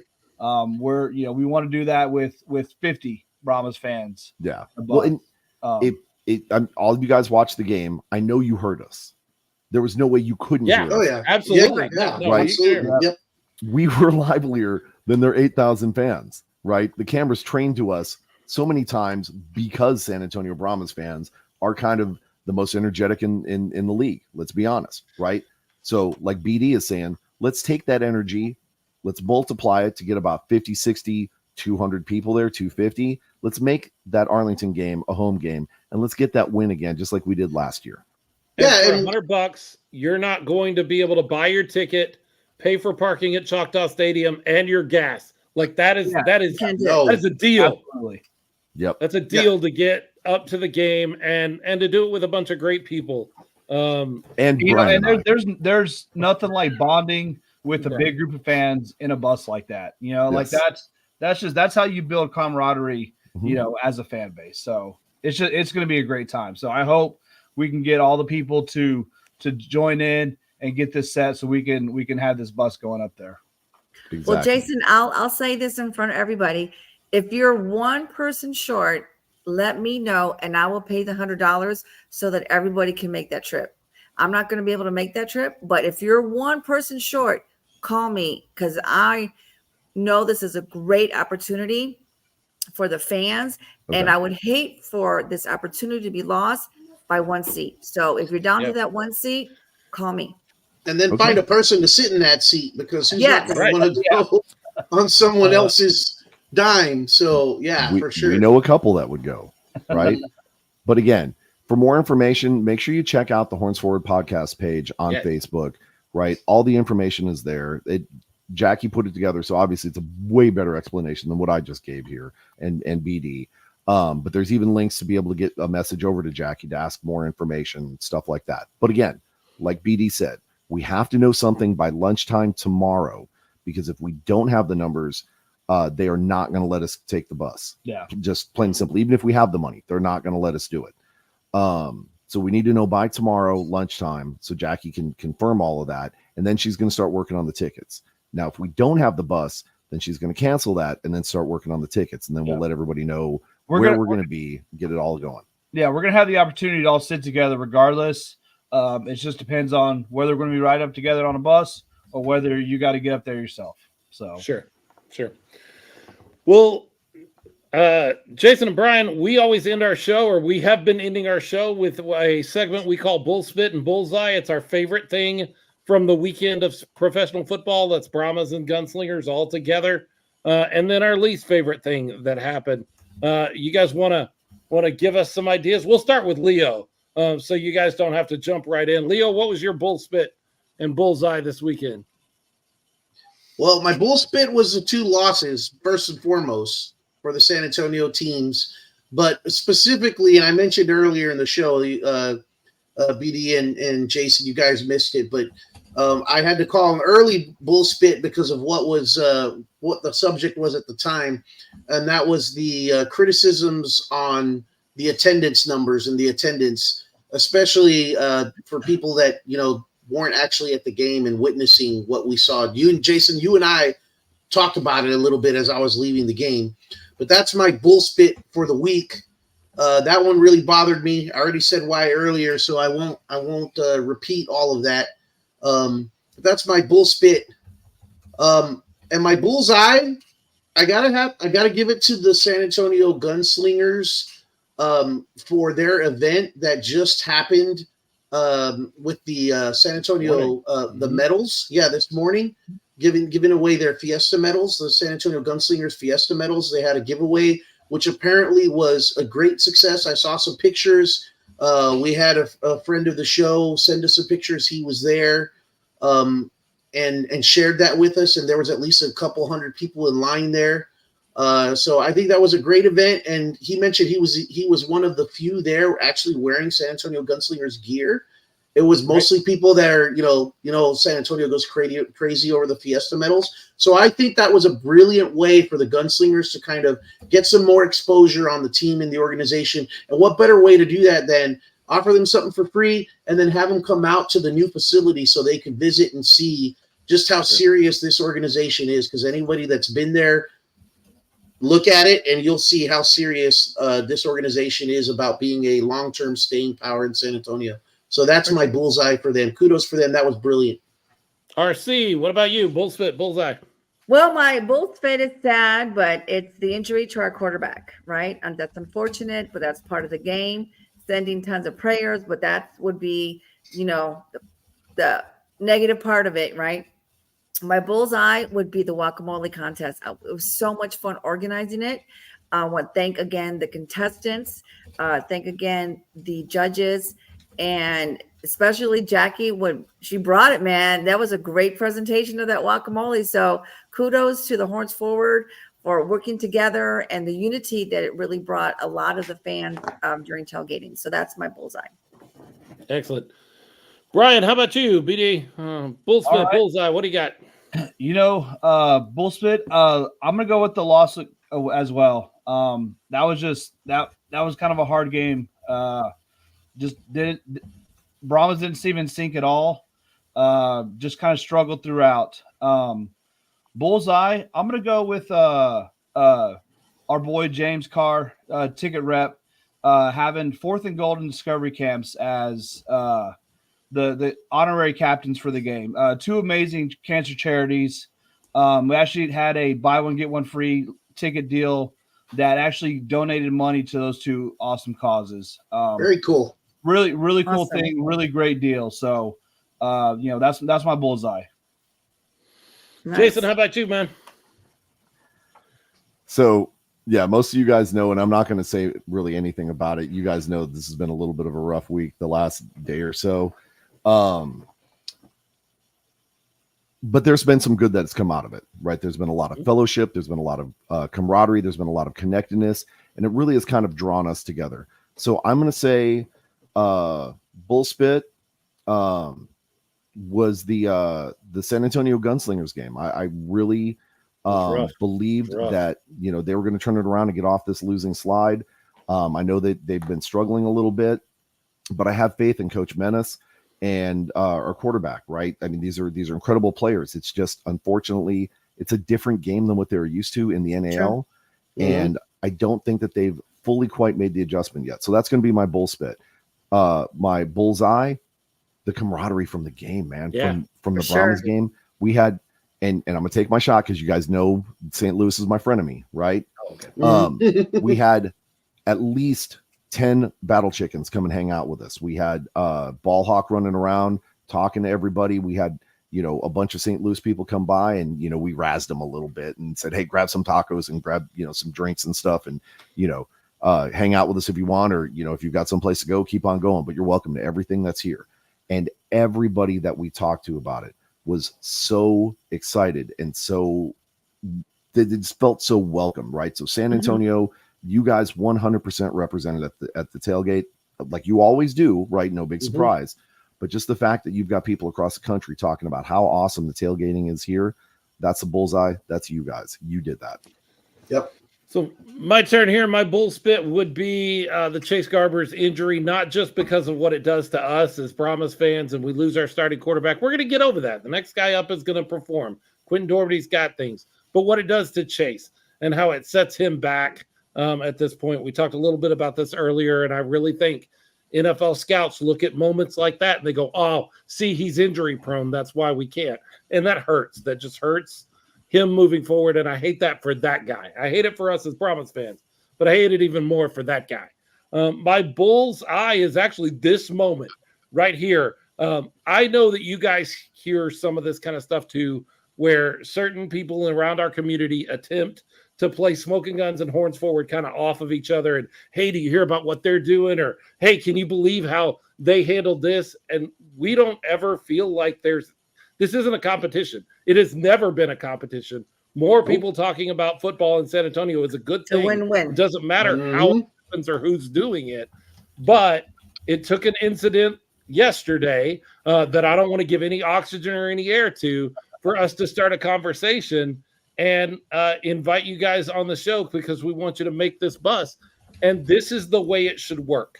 The community coming together and supporting the Brahmas, supporting the Gunslingers, supporting professional football in San Antonio. That's what this is all about. We've done stuff as a show that has gotten on y'all's nerves, and we know that, you know, and I've done stuff. So, but it's fine. We don't all have to do things exactly the same way or be in one accord. We all have the same goal in mind, and that is to have great professional football in San Antonio.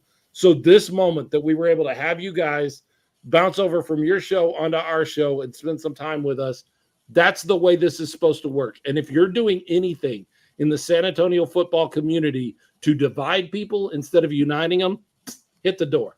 Yep. Pound sand and get out of here. We don't need you. Absolutely. 100%. I do need to issue an on-air retraction from my show previously. I did announce that the Horns Forward podcast is going to be part of the Fuel Network. I think I may have jumped the gun on that a little bit. So folks, you know, that are watching, that watch both of them, that deal has not necessarily been finalized yet. So I apologize for my flub. Texans Talking Football will be part of the Fuel Network. It's really kind of in the background, Ben. Just because Dirty and I absolutely hate each other because we're clones of each other. But, yeah. So Wait, you're not dirty? I thought you were dirty. On more than one occasion, I have been accused of being his brother, his cousin, some kind of family member. I can see that. Big surprise, right? I see that. But yeah, so we're making it officially official. You know, we're still connected with AFN also. We're connected with Fuel, but we're trying to do exactly what you just said right here, right? We're trying to bring everybody together. Because bring it all together. Yes, that is what is going to encourage the survival of, you know, our podcasts, our network, and this league. We can't be battling each other. right? We No. can't be fighting with Memphis fans, which, by the way, are actually really warm and welcoming. They love Brahma beer. Big surprise, right?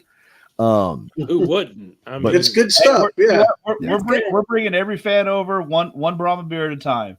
So I think by the end of the season, we're going to have a picture with every team drinking a Brahma beer. So Or a There whole you bunch go. of alcoholics. That's One of the awesome.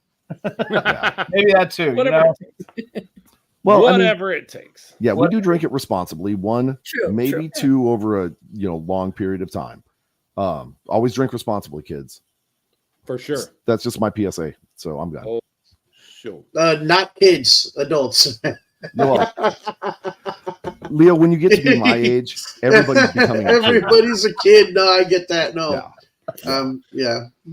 Jay Washington popping in and says his bullseye is Sam Castronova playing like an MVP caliber quarterback, and the Gunslingers Fiesta event that he missed. His bull spit is the rush defense for the Gunslingers. I don't know. Have you seen the pass defense for the Gunslingers? And me missing the Gunslingers Fiesta event. Yeah, defensively, they got to get something figured out. But, and I know you guys were doing your show. This is it. This is going to be the first win for the Gunslingers in the IFL. No. 2 nights from tonight in the Freeman Coliseum. So everybody should be there. I know it's a Thursday night game. I know it's an 0-3 Fiesta, team. though. None of that matters. Let's go meet up at Freeman Coliseum and watch the Gunslingers beat the Sugar Skulls and get their first win. Come out and the support. IFL. I noticed that you're rocking another IFL team behind you there, Jay, the Frisco Fighters. Woo! So yeah, again, and I don't know why I don't have Corpus's logo up. Again, our focus on TTF is football from a Texas perspective, right? Yep. So you'll also notice behind me here, I've got Cowboys. I have the Houston. As you should. You should, sir. But I've also got my Green Bay Packers up there too. Yeah, I don't know what that's doing up there. Yeah, why? What? That's not Texas. That's just me repping my home, man. But I have the Texans logo behind me. They're kind of inconsequential until this next season when they actually are going to do something surprising. But we cover everything from a Texas perspective. So I need to put up Amarillo, by the way, because Amarillo does have a team in the which league is it, Brian? That I mess up every single time. The AIF. The AIF. There you go. I wanted to call it the CIF, which is defunct now. Yeah, and Amarillo. I'm hoping this is their first year and they're making adjustments to the AIF because they not so bueno. But yeah, we just talk about everything from a Texas perspective, especially when we get into college season, high school. Yep. I mean, this is the mecca of football, right? Texas is where it's at. Everybody wants to come here and play. Everybody wants to watch, right? Whole town shut down. So yeah, that's our thing. That's why Frisco's up there. Well, you've got your weekend planned out, folks. Thursday night, Freeman Coliseum. Kickoff is at 6:00, I believe, but you should show up a little early and support your San Antonio Gunslingers. And then on Saturday, you should be out to the tailgate at noon, and then you should be heading into the Alamo Dome at 6:00 to watch the Brahmas get off the snide and take down the Michigan Panthers. What do you guys think? You wins in both of those games, yeah? Oh yeah. Yep. Absolutely. For sure. Yeah. Yep. Michigan's going to be a revenge game, I think. They're going to come in being a little bit cocky, right? Because they've given teams a lot of problems that they were not expected to, right? So they're going to come in with a little bit of swagger, a little bit of attitude, thinking it's San Antonio, right? They just lost against the Battle Chickens, right? Not this week, right? We're coming guns blazing. We're gonna skewer us some kitty cats and we're gonna cook them up and we're gonna get that W. And the Gunslingers. Let's talk about the Gunslingers. I don't think the scoreboard is truly as reflective of how hard these cats play. Yeah, there's some issues on defense, right? Some things that need to kind of be figured out, but it's also arena ball, right? It's shorter field, much faster pace play, and you make one wrong step, it's to the house, Right. So I really think that coach is going to get it turned around. Castronova's been working like an absolute champ out there. I think we're going to get it against Tucson, and we're going to turn the season around here. And it's going to be fun. Where do guys find you in your shows if they don't know? probably in a bar somewhere. No, I'm kidding. You can find us on the Texans Talking Football Facebook page. You can also find us on YouTube, X, pretty much all the same names, right? It's Texans Talking FB.